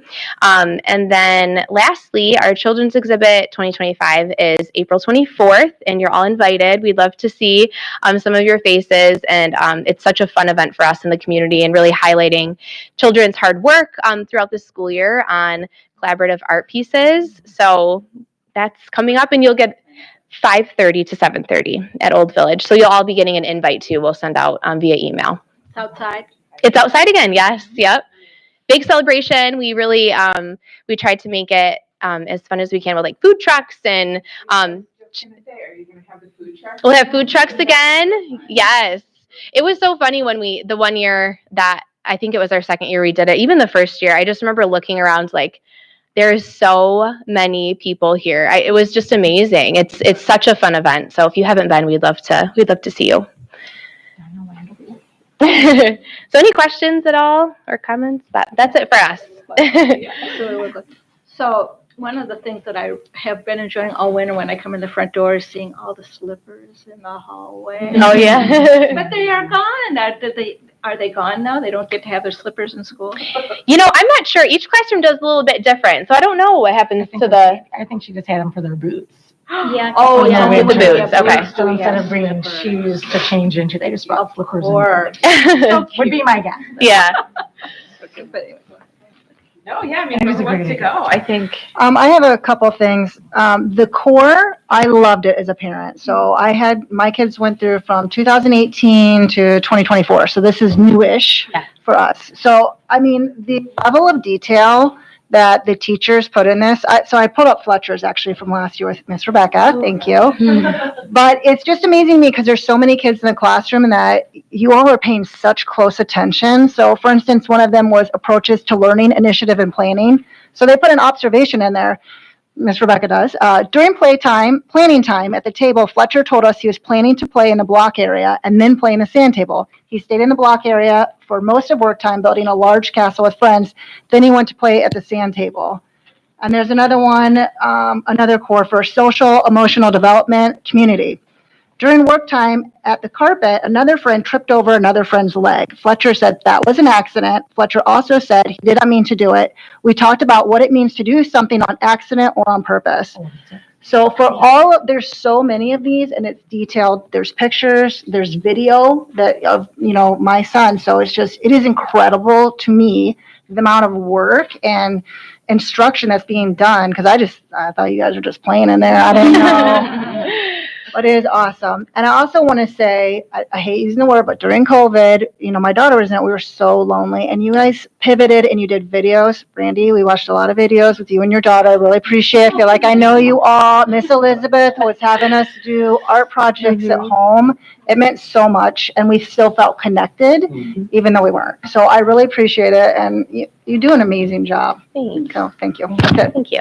And one thing on the report too, if you look back at the link, for some reason the end didn't play on that video we had, but you can actually see the family report. We have a little example of it. So if you're interested, you can always go back to that link too and check it out. Now, so Miss Brown was my daughter's early childhood, and she's getting ready to go into the high school. So, yikes. But I was just cleaning up. It was over the summer. I was like going through this bookshelf and like, oh my gosh, I got to get rid of this stuff. And I came across the binder. Oh. So this was core. It was a binder and it had very detailed, artwork and all of the notes in a binder form. And I still have it because I pulled it out and I was like, Lila, oh my gosh, come look. And she would not let me throw anything away. Aww. So I still have it. So even before core, it was still very detailed. So thank you. Stewart made we had a doctor's office when Lila was in our class, and she made us, and I still have it. I was like, oh, what is this? A doctor's coat and a little patient gown that she made child size for the kids, and we pulled it out last year, and it's got the little pocket. It's so adorable. And she actually was visiting it. I'm like, look, it's still there. I can't believe it. If you need another one, let me know. I'm sure I can whip another one up. We wait your hands. We have stethoscopes and we have this, but the doctor's coat and the patient gown, they just think they're really cool. Meredith, there's a sewing opportunity. Oh, yes, please. I need to know some things. But this is, all this data is super impressive. I think I mentioned my two kids are in sort of that age window, but they are not in early childhood here. And I've never seen a single thing like this come home for me. And it would have been very helpful for some early intervention for someone who needed some speech and some other things like that. So this would have been immensely helpful. So you guys can get ready to see Molly pretty soon. I'm excited. I'm going to move her on over here when the time is right. But it's very evident how much love and care you put into what you do with these little kids every day. And until I became a mom, they're just, little kids are just the best. And, I spent most of my career working with high schoolers, and now I work with adults, but there's just nothing beats those little ones. So thank you so much for the care that you put into taking care of our most precious little people. We appreciate it. I was really struck by the data. We have a lot. We have a lot of data in education. We take a lot of data, right? I'm about to give some middle schoolers the MSEP tomorrow, right? So what I really appreciate out of this is that you've got the micro level where you're informing the parent, you're having this heavy communication about individual child and their individual growth, but that you also used it for your own growth and for your growth as a school, as a program. So that is really meaningful, because why take the data? What's the point of the data? What are we striving for with this? What's the goal? And you've used it on so many different levels in so many different ways, and really demonstrates the importance of having data, but not just for data's sake, with the mission in mind of what you're trying to do is to provide these students preparation, as you were saying, for their educational life, like starting them off on the right foot. So I was really struck by that. I really appreciate the amount of detail and time that it takes. That's a really big job, but the fact that you use it on so many different levels and it's driving your PD. And the other thing too that I really appreciate is that when you're talking about it, now I'm not there, but it sounds like you do a very excellent job of bringing each other in and, doing this as a community of teachers in a supportive way. So it's not like, hey, Mrs. Brown, you really need to work on your blah, blah, blah. It's like, hey, how can we work together? How is that maybe that is not. No, she's talking about something.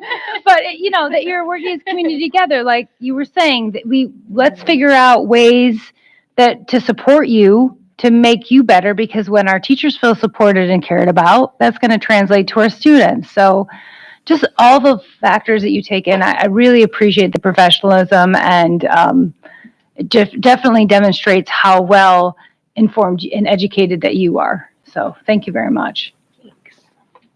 I have a data comment that kind of tags what we just heard, and that is the longitudinal data on these kids. And so we've always been thinking that the kids that had the great grace to be able to be in the program here, in the early child program, how do they do when they get into elementary years? Is their literacy accelerated? Is their social emotional health accelerated? And so, we all are working on data dashboards and, building, processes for tracking and monitoring, but it just seems like there's an opportunity there. Is that, I'm sure. Yeah, that's been something we're really interested in. Did you want to talk on that? Oh, okay. Yeah, that's something we've been really interested in. I mean, we hear informal, we have informal conversations with kindergarten teachers, and we always want to make sure that we're having that collaboration and communication. So I think that's an area that we definitely want to grow in. And I think the first step is really Brandy's connecting with the district coaches and kind of talking about, okay, what are the expectations in kindergarten? And here's our core. Does this really line up? So we've started some of that work, but I think just continuing to do that would be really beneficial for all around. Right. Yeah. Well, it would be a story that we surely would like to be able to tell at the district level about the success of kids that have the benefit of the early childhood program, and how they're personally as well as academically prepared. And so the other question I had was, I think we already heard early identification of learning needs is some benefit. Also, you pick up some special needs that kids have, and so you can start augmenting in those areas, which is wonderful. But I'm wondering about, say we get the GSRP program, we've got early Young Fives program. Can it be scaled up? Does it project into these other new populations? Maybe.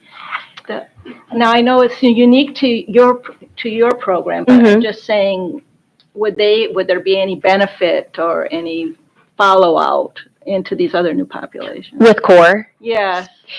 Well, I mean, it does go up to through kindergarten. So I think we will use it like with GSRP. So that's a requirement that we do the assessment tool. I think there's ways for us to continue to collaborate, but I'm not sure in terms of using it in those other. So there is actually a pilot that just went out from High Scope, and it's kindergarten core. So this does go birth through the end of kindergarten, but there is a newer version that would most likely support more like young fives and like kindergarten too. So there's a pilot. So there's a potential overlap that might be some continuity or some, lessons learned or some fertilization of those environments for teachers and kids too. Yep. Yeah, because this version of CORE really does support like High Scope's daily routine, which is like planning, like plan to review and work time, and that's going to look a little bit different, obviously, in kindergarten. So the new version or the additional version, it supports more of like the structure of a kindergarten classroom. It's not out yet completely, but it's coming. Brandy gets the scoop. She's a high school field consultant, so she gets all the inside scoop for us. Yeah, thank you so much for sharing. This was really cool. It's good to get a look into the tools and see how this works. Our kids did not go here for preschool, and we got some data, but nothing like this. This is just amazing. So I appreciate it. I love hearing about all the different ways that you engage the kids. The March Reading Madness is a pretty cool idea. I like that. And both of those books were amazing. So I just saw the book with no words last week, and that is amazing. So it was fun. But no, I just love seeing everything that you do, and I'm glad that we have the what do you call it, the children's art exhibit. I'm glad that that's like out here now. That's pretty cool that we made it a big event. That playground is just so packed. It's a huge community event. I love it. So glad that we got that over here. So glad it's coming back. Great. Hopefully the weather will improve a little bit in the next week. I know. But thank you. Yeah, thank you.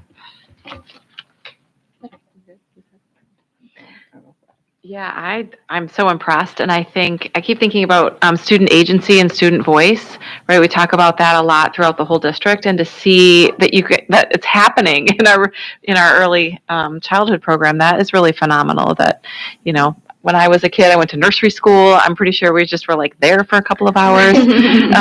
So just to see just the depth of work and focus and really helping kids find their voice and start to use their voice at such a young age. And, it was really cool to hear them all like sharing their vote with, Jessica, or I can't remember who the person was, Tiffany, sorry, Tiffany online, like just the excitement and even the class identity. That's a really cool thing to see that happening.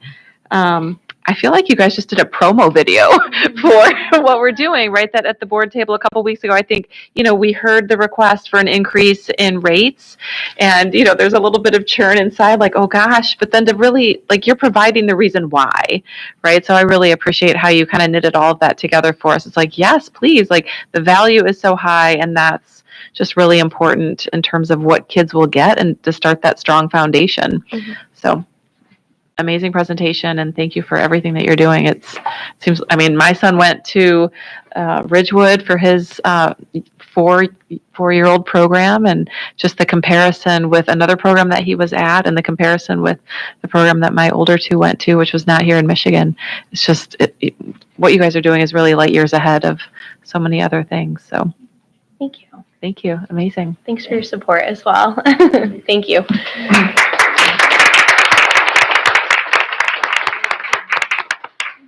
So when I was telling the story of that evening with the example of Chelsea in there, the other pressure that not pressure, but a couple parents came up and asked when we were starting GSRP, but the other aspect is the frustration of having to be on wait lists.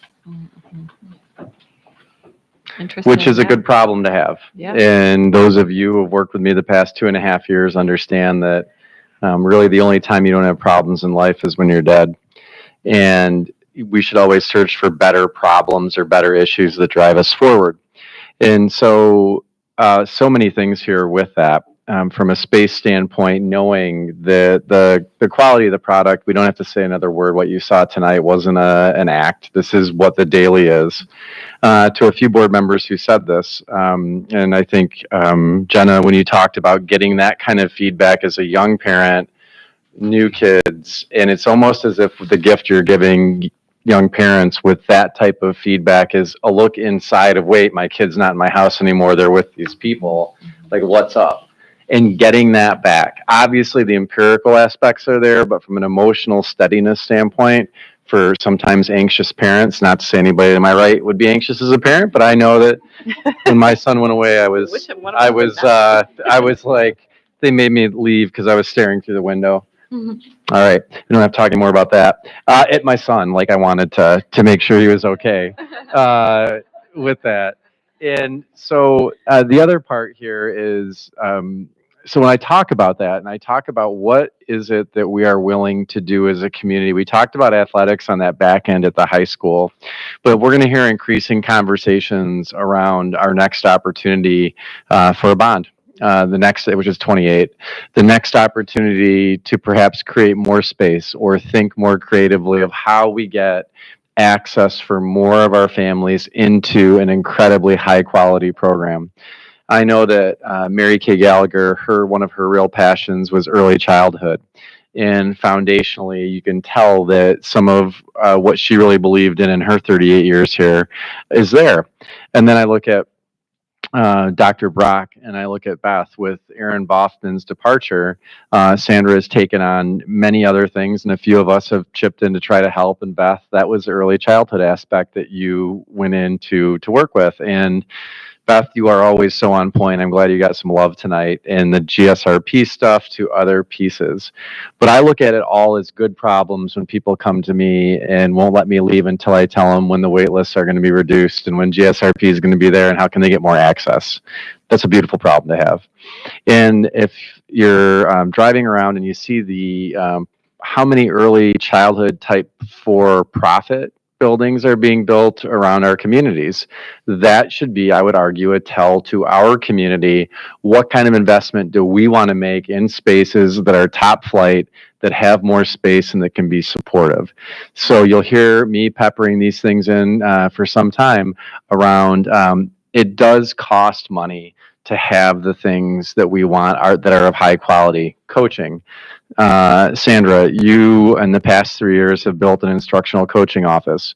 For us to hear that part of that instructional coaching office is now working hand in hand with our coach at early childhood in making that transfer occur between preschool and our elementary. Again, I'm going to point out, these are things that do cost money, that are resources that people who might not understand to the level that we do in this room, because it's what we do. Why do you need instructional coaches? Why do you need a coach at preschool?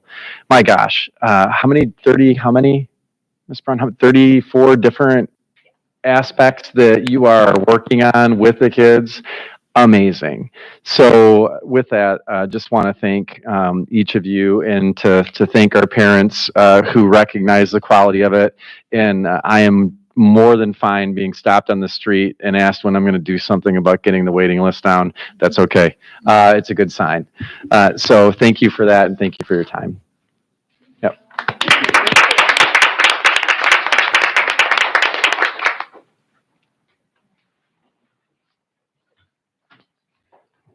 All right. So next slide that's up, I want to thank Rebecca Peck, who really,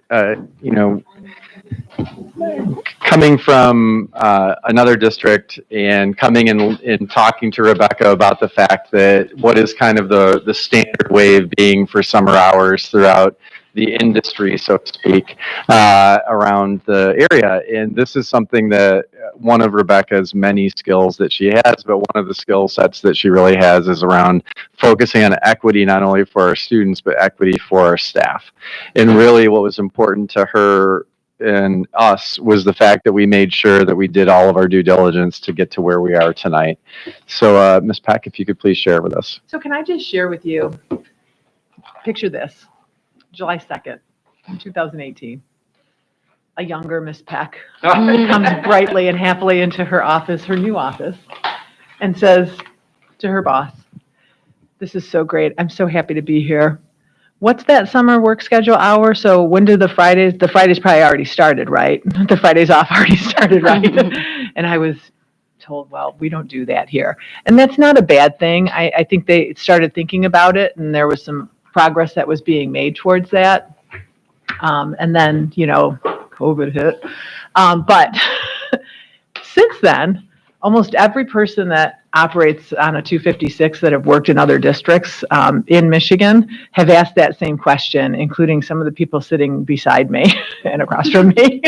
So we got there. And as Dr. Weber said, we wanted to make sure that we were doing it purposefully because this is the first time that we're doing this in Northville schools that I'm aware of. I've set this up in previous districts as well and worked with bargaining units and members. And that's what we did here today.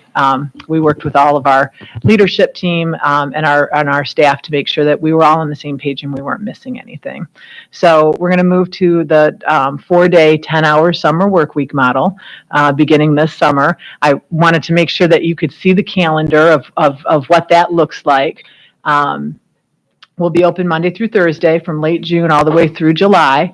We'll return to that 5-day work week the first full week in August because guess what?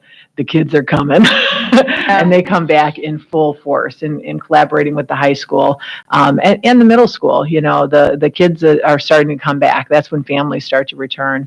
And we also start to see that bigger uptick on student enrollment. So we'll be back to our full 5-day schedule on August 4th. But we will also be very cognizant of the importance of communication on this. We'll have, and I'm going to go to the next slide actually to talk a little bit about that. I don't need to go too much into detail on this. There's some energy savings each week. There's maintenance efficiency, so it allows our maintenance teams to get in there and do some deep cleaning when we're not there because we are really in their way. When we're in the building and they can't do some of those things. So it gives the maintenance staff a little bit more flexibility. But I also want to highlight the employee flexibility piece. There's not a lot of things in public education that we can say to our employees that go ahead and work from home today. The kids will take care of themselves. It doesn't work that way. So this is one of those ways that we can use, and I've talked at length with Brian about this. This is also a recruitment and retention tool, and we'll be using that. I've worked in districts since 2011 doing this regularly, and this process works for communities because I'm also going to tell you one other thing, probably something you already know. A lot of our community families, probably people sitting in front of me, do 3-day weekends in the summertime or look for opportunities for that. And on Fridays, they're not looking for a reason to come up to school.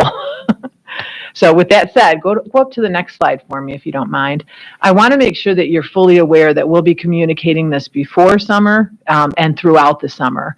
One of the key elements of success in these types of programs is when your community knows when they can count on being able to come to your facility, your business, and your needs will be met. So we have these as posted hours. We will have staff here ready to support during those hours at these buildings. There's a couple of caveats I have. Cook Summer School, and Beth can speak more to that. We have a new summer program that we're operating that goes Monday through Friday. But it goes for 4 weeks, and those 4 weeks are split during the summer.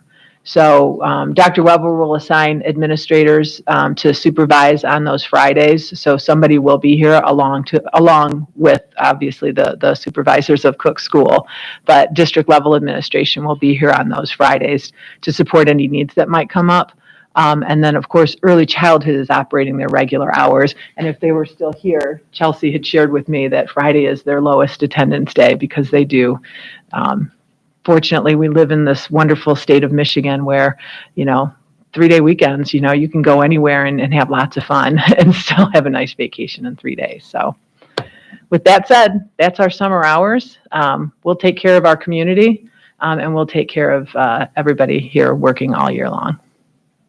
I have a couple questions. One, do we have any hourly employees that would be impacted by this? Meaning that if they didn't work on Fridays, they would miss, if they took a day off during the week, that they would miss 10 hours versus 8. Yeah, so that's a great question. When folks do take time off during the week, they're charged, their sick bank is charged that amount of hours, even mine. So when I take a day off, it'll be 1.25 days because I'm a salary person. An hourly person, 10 hours are going to come out of their bank. Okay. Yeah. So there is an impact of that in terms of missing time. Yeah, there is. So a day is more than a day versus in terms of your bank. Sure. Okay. Yeah. I've been doing this for a really long time. People will build their schedules around this. and we're super flexible with that. Okay. My second question was to you, Dr. Weber. Does that mean we would get Thursday updates from you? Yes, there'll be the Thursday update. It could be a Saturday update. If the mountains are calling me, I'm not sure. We can do Starlink or something. But yeah, absolutely. And this is, again, really, truly an industry standard. Rebecca talked about that coming in. Devin can speak to that. I think we've all, Livonia, been in different places with that. So thank you very much for your due diligence, Ms. Peck, on that. Yeah, I want to make sure everybody knows too that we talk to staff. Obviously, I can't have this conversation with every single staff member, but I talk to every single stakeholder group to just kind of get a feel before we even went down that road, because you never know. Something that makes sense in other places might not make sense in Northville. And this was only received, even in some areas where I thought, I don't know if they're going to feel this. I don't know if they're going to be liking this for some of those reasons. No, the benefits outweigh those inconveniences. I am curious about like the early childhood and that Friday piece. Mm-hmm. Yeah, we can't really do anything with early childhood because that's a service that we provide, and that's a Monday through Friday service. Yeah. So, and Chelsea and her team were, they didn't want to change the service model that they have for our families. Okay. And we were grateful for that. Yeah, for sure. Yeah, I mean, I appreciate you going through and checking with each group and making sure that everybody was on board. Yeah. All right, thank you. And then Ms. Peck and Ms. Santer, if you could just inform the board, please, of the elementary ASD program relocation. And this is necessitated by the bullet points. We'll explain it to you. And these two will do a wonderful job of explaining it to you. And then I might have a comment at the very end of this. Thank you. Okay, so I think that this conversation has happened before, and definitely it's been in the Friday update. So Thornton Creek's community is growing, and that's a great thing. A lot of the new subdivisions that are being built, they will feed into Thornton Creek.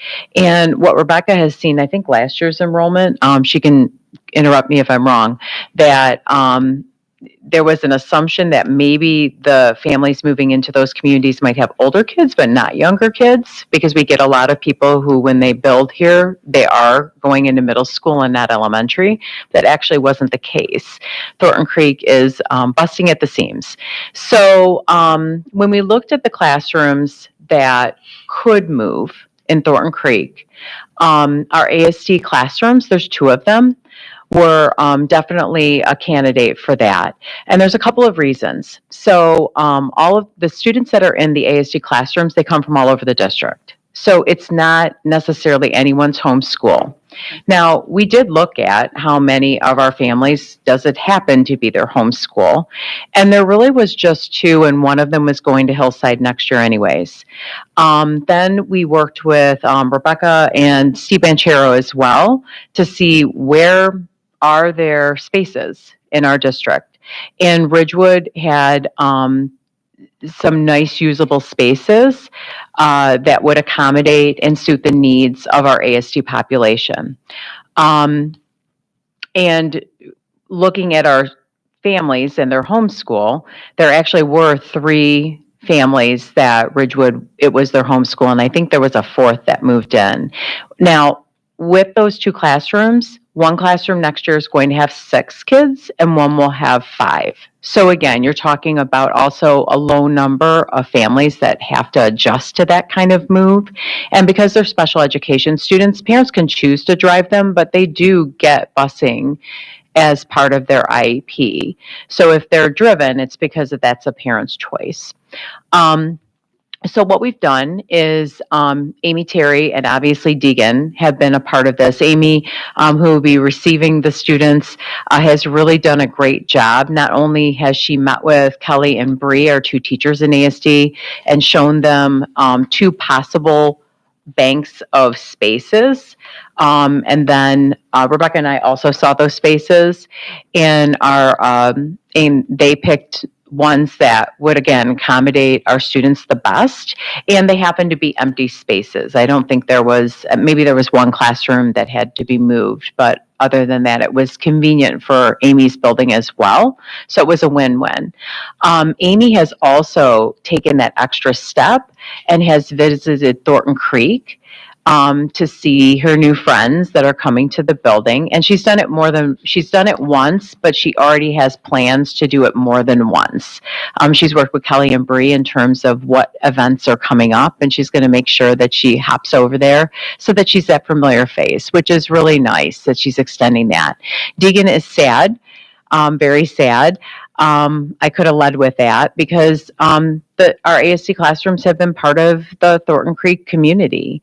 And so there isn't much more we can really say about that. Moves are tough, and that's a tough move for Deegan and all of our Thornton Creek classrooms because they loved our kids too. So I don't think there's anything else. Parents have been notified. We haven't gotten any parents that have had an issue.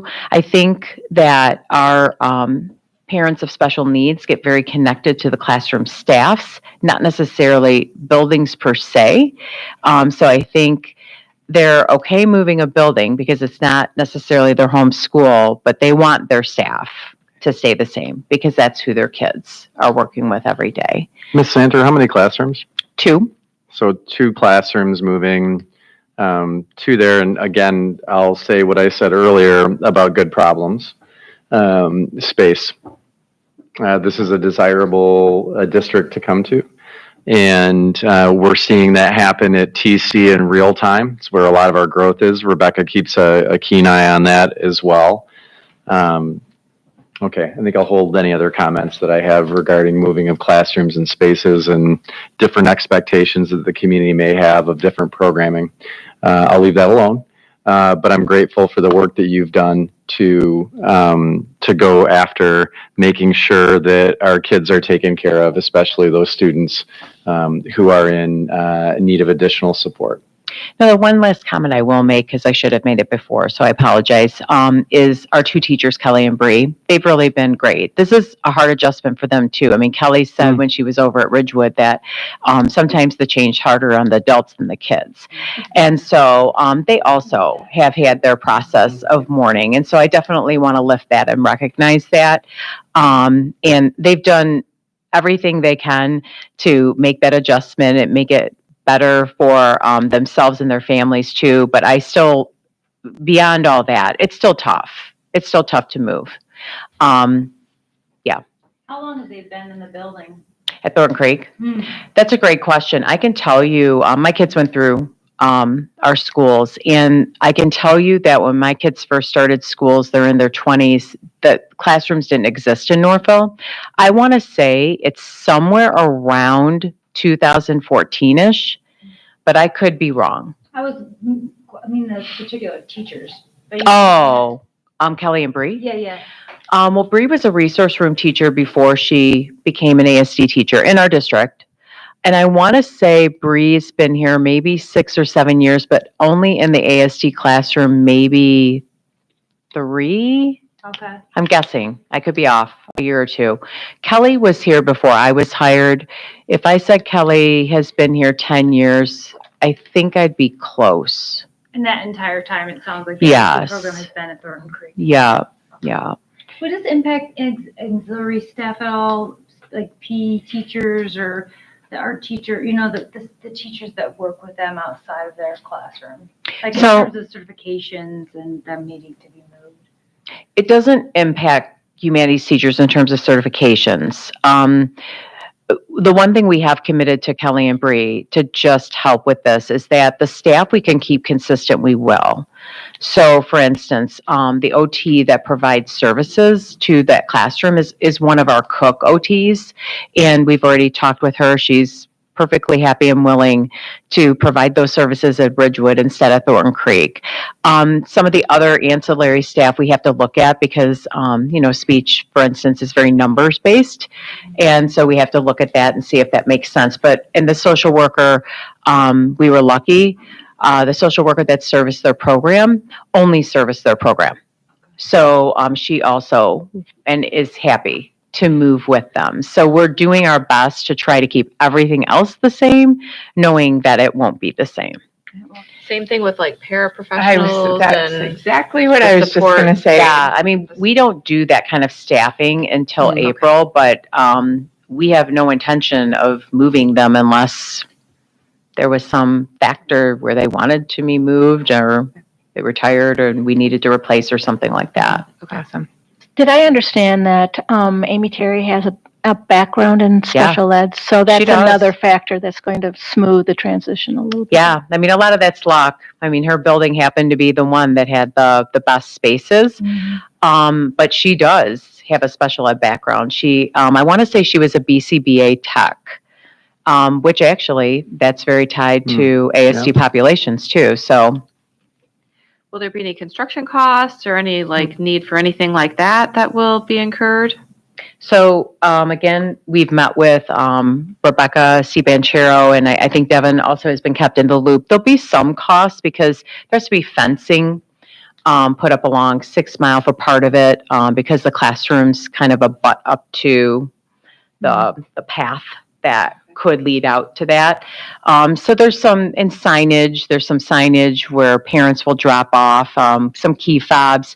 It's not significant cost. That's another piece of this is that ASD classrooms, they don't need, like early childhood, you would need to get small toilets, small sinks, and there's a room revision costs that you would need to factor in that would need to be changed if some other population went into that room.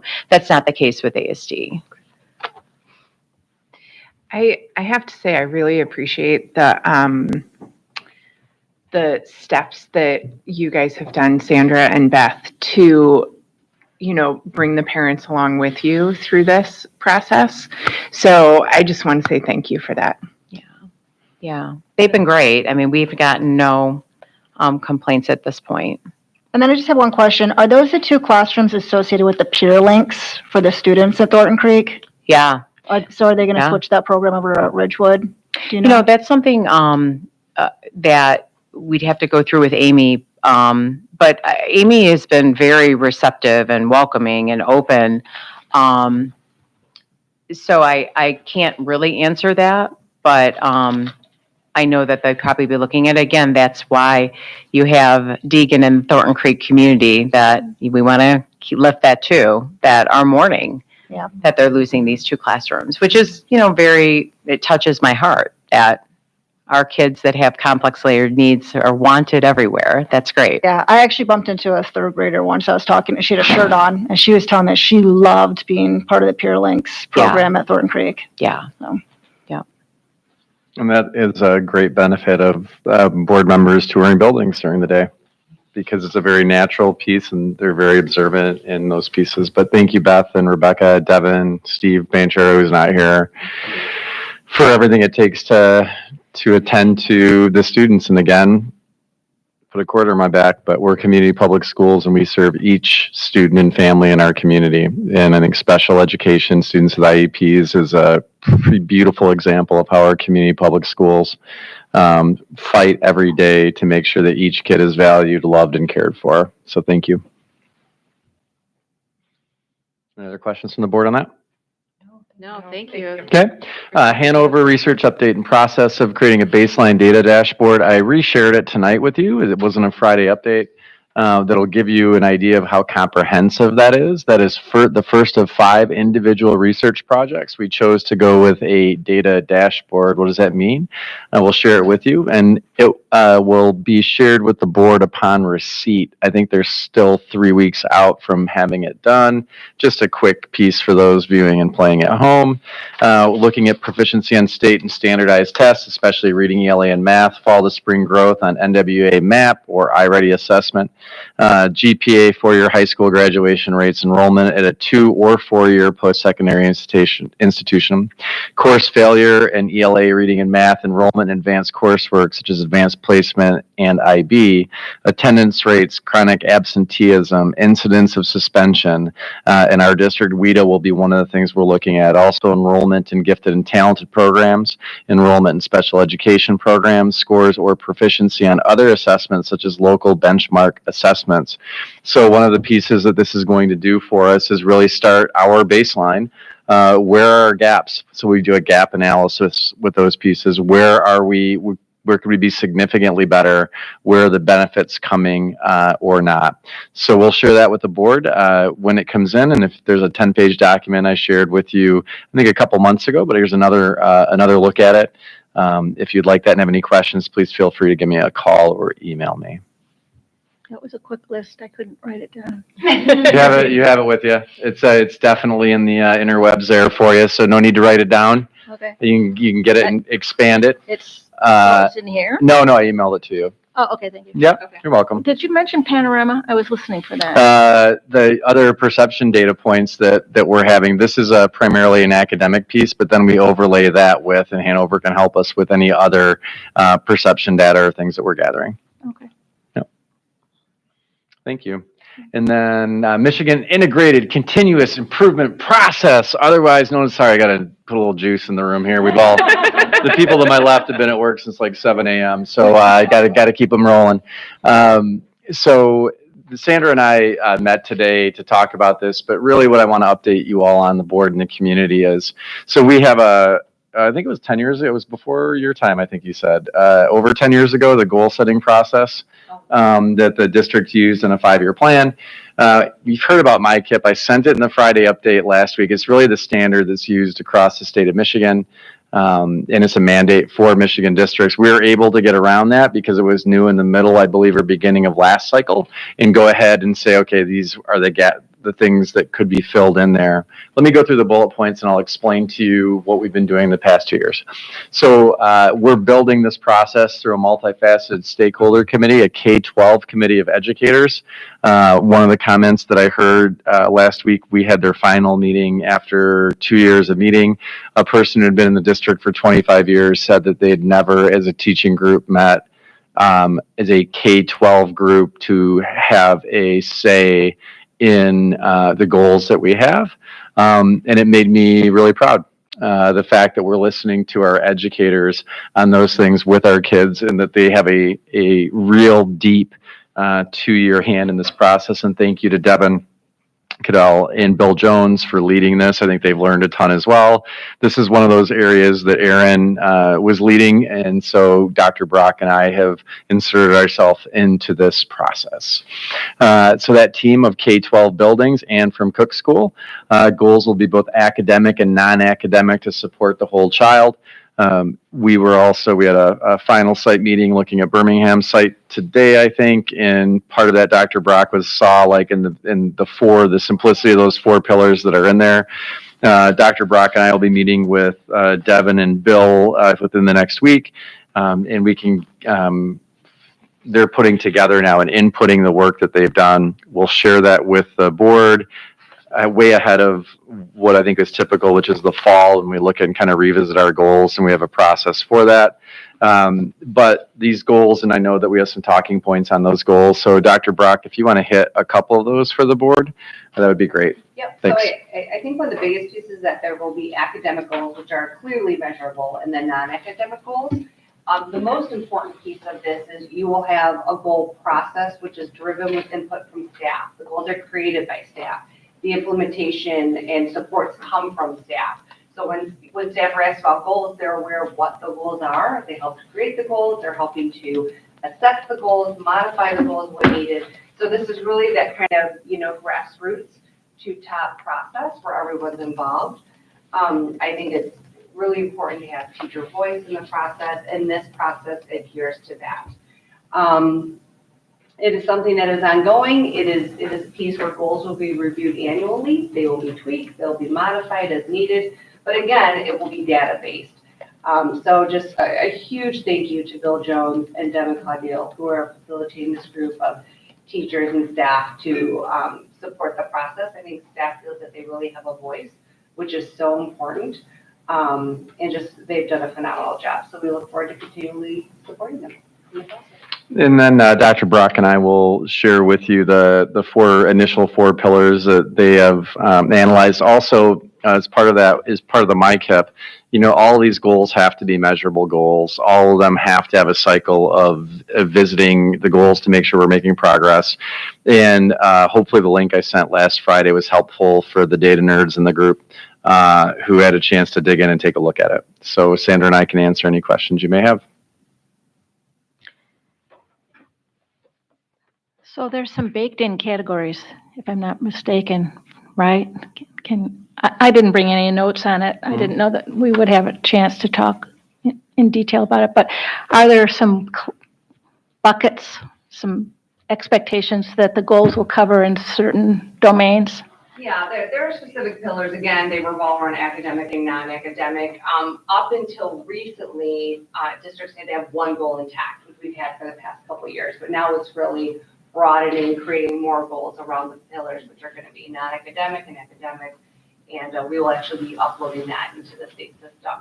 Another piece of alignment is we received some Title I dollars, so right now one of the requirements is MyKIP does have to be mindful of what we use that funding for. As of currently, we use it for Tier 1 reading and math support, so that's a nice tie-in and something that is a little bit more simple to do because reading and math are academic. So tying into federal funding, which is academic, is just it's a clean connection. Are these goals going to be connected to our mission and vision and our standards for what a graduate should be able to achieve? Yeah, so I think that's the grand idea. Is, we've worked with the goal document for decades, and it's such an important piece of what we do. But this is going to be connecting the work that the staff is doing with MyKIP with our mission and vision, the graduate profile, leader needs, the learner profile from ID, leading to the graduate profile. So that is So those things will not change, is what you're saying? So can't guarantee that, and here's why. So when you have a staff goal process that is really driven by staff voice, they could recommend modifications, but that's what this process is all about. It should be teacher voice, staff voice, and we certainly wouldn't want to keep a mission and vision just to keep it. If there is a need to modify or potentially tweak, I think that we listen to the team and we, bring those modifications through a process. So we had modern teacher here 12 years ago. We did a lot of this work. The mission and vision are in such a solid place, but it doesn't mean that sometimes change is not a good thing. I would say if it's coming from our staff and they would like some modifications, I think we honor that. Yeah. In the data aspects of it, it helps us with building our consolidated application. It's a comprehensive needs assessment survey. The team looked at a ton of data, and I would say a total of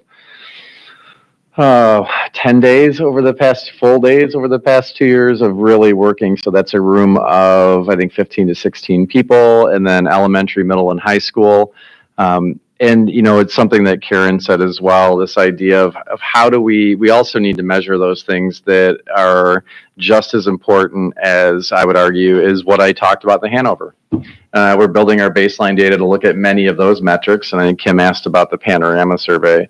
Frankly, some of and again, you don't have to be sick to be better and no judgment or shame, but I really enjoyed sitting in these spaces and listening to the people who had been here for a number of years. And one of the aspects is how do we make our goals very, very clear so every teacher, administrator, board member, superintendent knows what those four major areas we're working on are so we can get after it. And some of the feedback that we received was the fact that the amount and the granular level of detail made it very difficult for people to recite or to be part of that at all. And I'm not sure if you heard that feedback, Sandra, or not. Certainly my kid was a lot more concise, and I think it also helps keep the focus when you have a concise plan and you have a million initiatives coming your way. It really helps to drive the decision making of what initiatives are important to us as a core, in our core values. Yeah. I guess is what I would say. And as we come here with the board's help and the feedback and the input there, it helps Dr. Brock and our team build our professional development plans for the years going forward as well. So we will get the initial work done, and with the name of a list of the people who are on the committee, if you run into them, perhaps you could thank them. That would be great. That'd be great. Could I ask one more question? Sure. Not to dominate. Is there any role at all for student voice Yeah. or parents? Absolutely. So I think that will be part of the process. I think Yep. the most important thing is getting the goals and the pillars into a place where staff can talk about them in a very deep way, so that when they are asked questions, they're able to explain what the goals are, what are the activities and strategies that are helping us reach those goals. So I think certainly getting the team in a place where principals are brought up to speed and staff members who are not on the committee are able to speak about the goals is a really important place. And then, of course, bring in student voice and parent voice. Thank you. Sounds good. Thank you. Yep. And if you have any questions on what I sent last week, Dr. Brock and I are happy to interface with that. And Devin, you've been kind of quiet over there tonight. So knowing that we're going into closed session, I'm not going to ask for a report or put you on the spot like that. But there are just some nights where, where board meetings and these things happen. So it's good to see you over there. And I know you were victorious in the very first bracket challenge that we had. Don't get any ideas from the ECEC that next year when your son comes here, he's going to run a bracket challenge and win that thing either. I think, the apple doesn't fall far from the tree, so my eye's on Rowan, all right? All right. Fair? Noted. Okay. So that is the conclusion of the superintendent report. President McIntyre, thank you very much. All right. Thank you. All right. Our next item then is public comment. I don't believe we have any blue cards. Okay. All right. And that is all right. Next, we're moving to our added agenda items. Do we have any? No. Okay. Thank you. And then this is our second opportunity for public comment in case anybody materialized and they would like to say something publicly. No. Okay. Do we have any questions or comments from board members tonight? I used up all my airtime. So this Thursday, there's going to be a social media night. It's a collaboration between the 6 elementary school PTAs, the middle school PTSAs, and the NEF.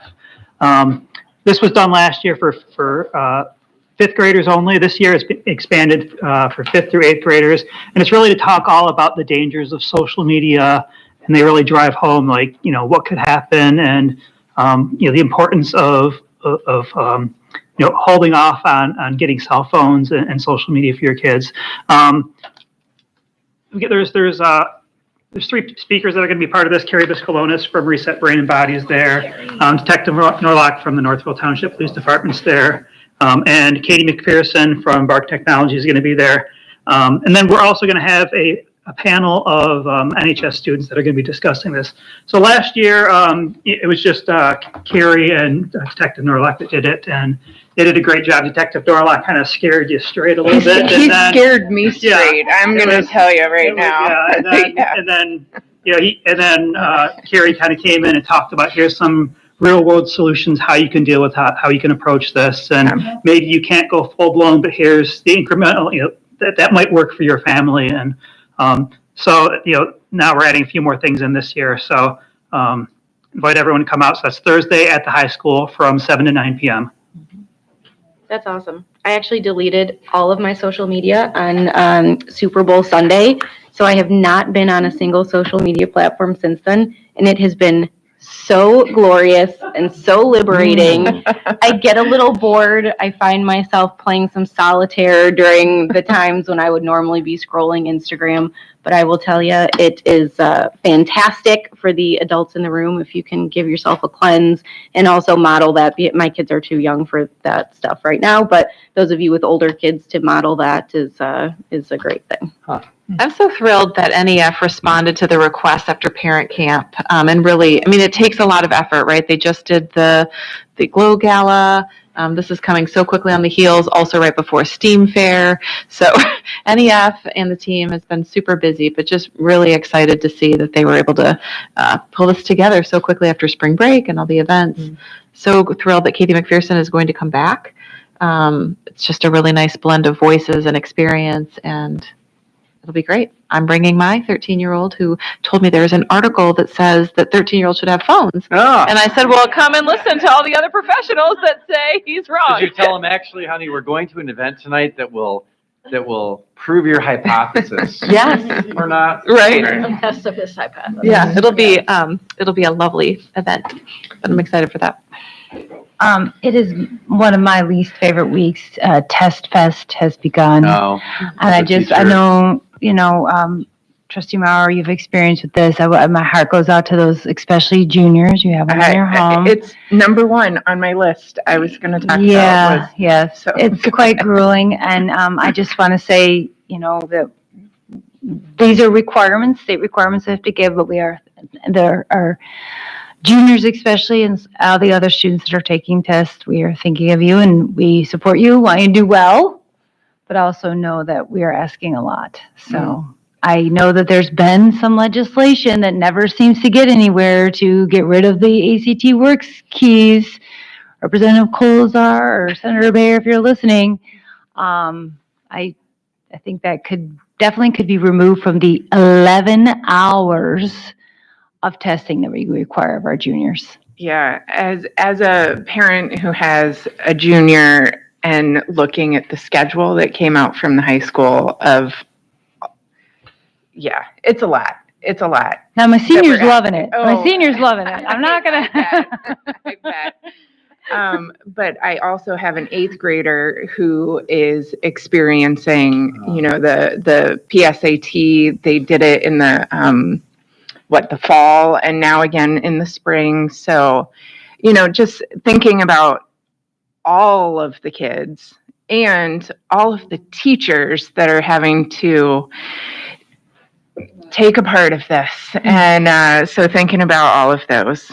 Did you have anything else? No, that was okay. it. I did have the MASB also supports eliminating some of the testing as well as getting rid of the essay portion of the SATs. I think Michigan's the only state that does it. Yeah.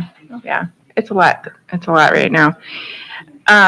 So the first thing on my list was all the testing this week. And then I wanted to let you all know that as part of my Parks and Rec liaison position, I've also been attending facility planning meetings, and they're very low key at the moment because it's in the very early planning stages with the city and the township and Parks and Rec talking about the future potential, so don't run out and get too excited yet, but the future potential of, they still haven't quite decided on what they want to call it yet either, but the potential of having indoor soccer fields or indoor basketball court, and it's very fluid at this point, and but I just wanted to let you all know that as a school board member and as the, NPS liaison, I am there putting in dropping the hints about the school as well. Thank you. Thanks for spending your time doing that. That's a double liaison role that you might not have anticipated when you signed up for the Parks and Rec liaison. And it kind of ties in nicely with, having the winter sports here. I was at the high school yesterday for my parent volunteer time with the rowing team, doing the indoor rowing for the boys. And I don't actually have to row at this one, so this is really nice. I just get to sit and watch. But inside at the high school yesterday, because of the weather, there were the softball team was practicing in one area. The baseball team was inside doing drills. The rowing team was in there. The girls' track pole vaulting was practicing in the hallway, and the boys' track pole vaulting was practicing in the gym. And it was pure chaos in there, and it was so loud. So that kind of ties in with the facility planning and talking about future, bond opportunities for our school community. It was jam-packed, and I thought I was going to get run over by a pole vaulter at one point, so it was a little hazardous. And the last thing I wanted to say was, I know we wrapped up March's reading month, but this is our first meeting since we wrapped that up. And I was able to go in and read to both of our Young Fives classes at Winchester. Oh my gosh, talk about, I walked out of there and I saw Miss Lindsay, and I was just like, oh my goodness, that just did my heart good. But one of the books that was on the early childhood bracket was one of the books that I read in the Young Fives classes, and it was precious. Is that the one with the bottom? What was the very bottom? It was the, no, it wasn't that one, no. I read The Bear Snores On, which is a wonderful book. And you get to, practice your snoring with the Young Fives. So that was really fun. So that was it for me. Great. Thank you. I just had a couple quick things that I wanted to mention to sort of circle back to testing. Firstly, thank you for acknowledging all that the teachers do, and especially at the high school, the teachers, the counselors, the administrators. It is a bear to deal with all of this spring testing. I was the AP coordinator for my 2 years at the high school. Nobody saw me for about 3 weeks because I was out of the building administering AP exams. I also had a lot to do with helping with the M-STEP and all those other pieces. And it is just so much planning and effort, and it's a lot on the kids and it's a lot on our staff. So we very much appreciate all that work. But we've talked a lot about data tonight, which has been cool for a former English teacher, because that is not my area of expertise, but I am learning. And I was able to visit Winchester on last week, Tuesday, with Jenna and Dr. Weber. And man, it was awesome just to see what is going on there. And I know they are using UFly right now in the classroom for reading. Blew me away watching these kids do their cute little writing with covering their tent and then trying to spell things, and they all got it right every single time. It was so impressive. But what I was mostly impressed with was the conversation that I had with Mrs. Lindsay about iReady. I know we've been talking about iReady versus NWEA and sort of where we're going with that, and we had a great conversation. I got to hear quite a bit about what iReady can actually provide for our kids and our teachers. And it was really incredible to see, the diagnostic elements, the additional K-8 math and reading support that it can offer. There's a lot more fluency to the actual testing itself, but also the data. I talked to a friend of mine who's actually principal at Seaholm, and he has a young son who's in Birmingham schools, and they use iReady there. And his son came home and said, "Dad, we did this thing today. It's like a game." And so there's a lot of that gamified piece to it as well, which I think makes such a huge difference for our younger kids. It gives us home components for families to work on, gives us specifics around how much additional time students should be spending working on that, which is actually no more than 30 minutes, which is a perfect amount of time. But what I was super impressed with, and I want to thank Dr. Weber for actually pulling up his son's iReady from a few years ago to show me what that data looks like.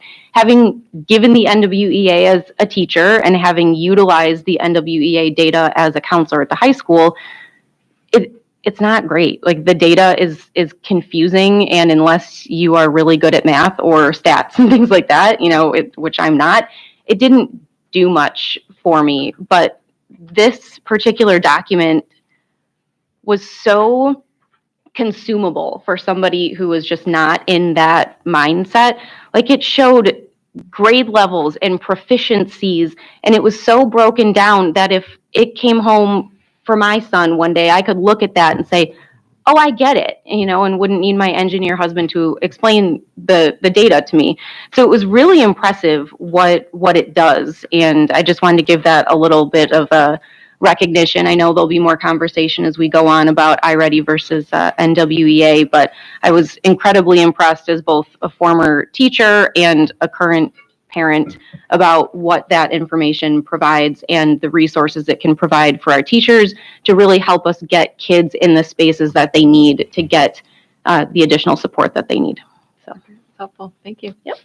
Okay, I have two things really quick. Okay. One, Mike Rumbell is on the MDE website and being recognized for his 50 years and being just the third music director in the history of our district. Oh, that's amazing. He's just just the third. True story. Longest serving high school band teachers with over 53. We all know that. But anyway, just check it out. And they have a very nice YouTube video link on there that you can click on. That's adorable and gives him all of his due recognition. So bravo to you, Mike. The other thing is Friday is the state of the community, and the school is one of the three pillars in this community, along with the township and the city. And so I know I'm just giving you our props.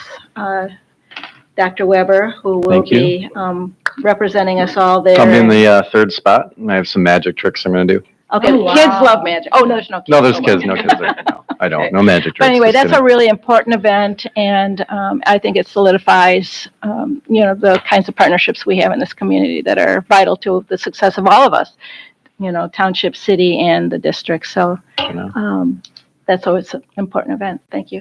And I have one small thing, speaking of township, is that all of our friend, Officer Rob McFadden, was just promoted to sergeant. I saw that. Yeah, that's great. If anyone sees him, give him a I congratulations. stopped over to see him, and the difficulty with that is SRO time is now, he's going to be back. He said the privilege of getting the promotion was he's back now on midnights on the road. And I looked at him, I'm like, how's that a promotion? He said, that's the way it works. It's the way it works. All right. Awesome. I think that's everything. I was going to underscore state of the community, so looking forward to that on Friday. And then Beth, really quick, you have a, Saturday. could you, your mic, yeah. okay. Saturday, Cook, can you guys hear me? Yeah. Saturday Cook's Walk and Roll starts at 11 o'clock. It is a big fundraiser for them. So if you are not able to make it, then definitely look for the QR code. Maybe we can resend out the flyer. Katie's been putting it all over everywhere, social media. Cook has as well, and you can donate even if you aren't attending. Do we have to make a team or can we just show up? Oh, no, you can just show up. Okay. Yeah. I was 100%. trying to think the odds of me getting my kids to come with me as a team is slim. Probably depends on the weather, but yeah, just show up. Okay. Okay. Awesome. All right. Anything else? All right. Dr. Campbell-Whitell, I will turn it over to you then. All right. Next motion. I am happy to bring motion 95, that the board convene in closed session pursuant to Public Act 267 of the Open Meetings Act under Section 8H, written opinion of legal counsel. Report. Okay, great. We have a motion properly presented by Dr. Campbell-Whitell, supported by Ms. Maurer. This does require a roll call vote. Treasurer Stewart. Yes. Secretary Meyer, yes. Trustee Frazier. Yes. Trustee Mayberry. Yes. Trustee Maurer. Yes. President McIntyre. Yes. Vice President Campbell-Whitell. Yes. Okay, great. All right, so we will move to closed session and then we will come back. We will not have any substantive conversation after that to adjourn. We will see Everybody up in closed session. Next week, Cal. Yes. And then the following week.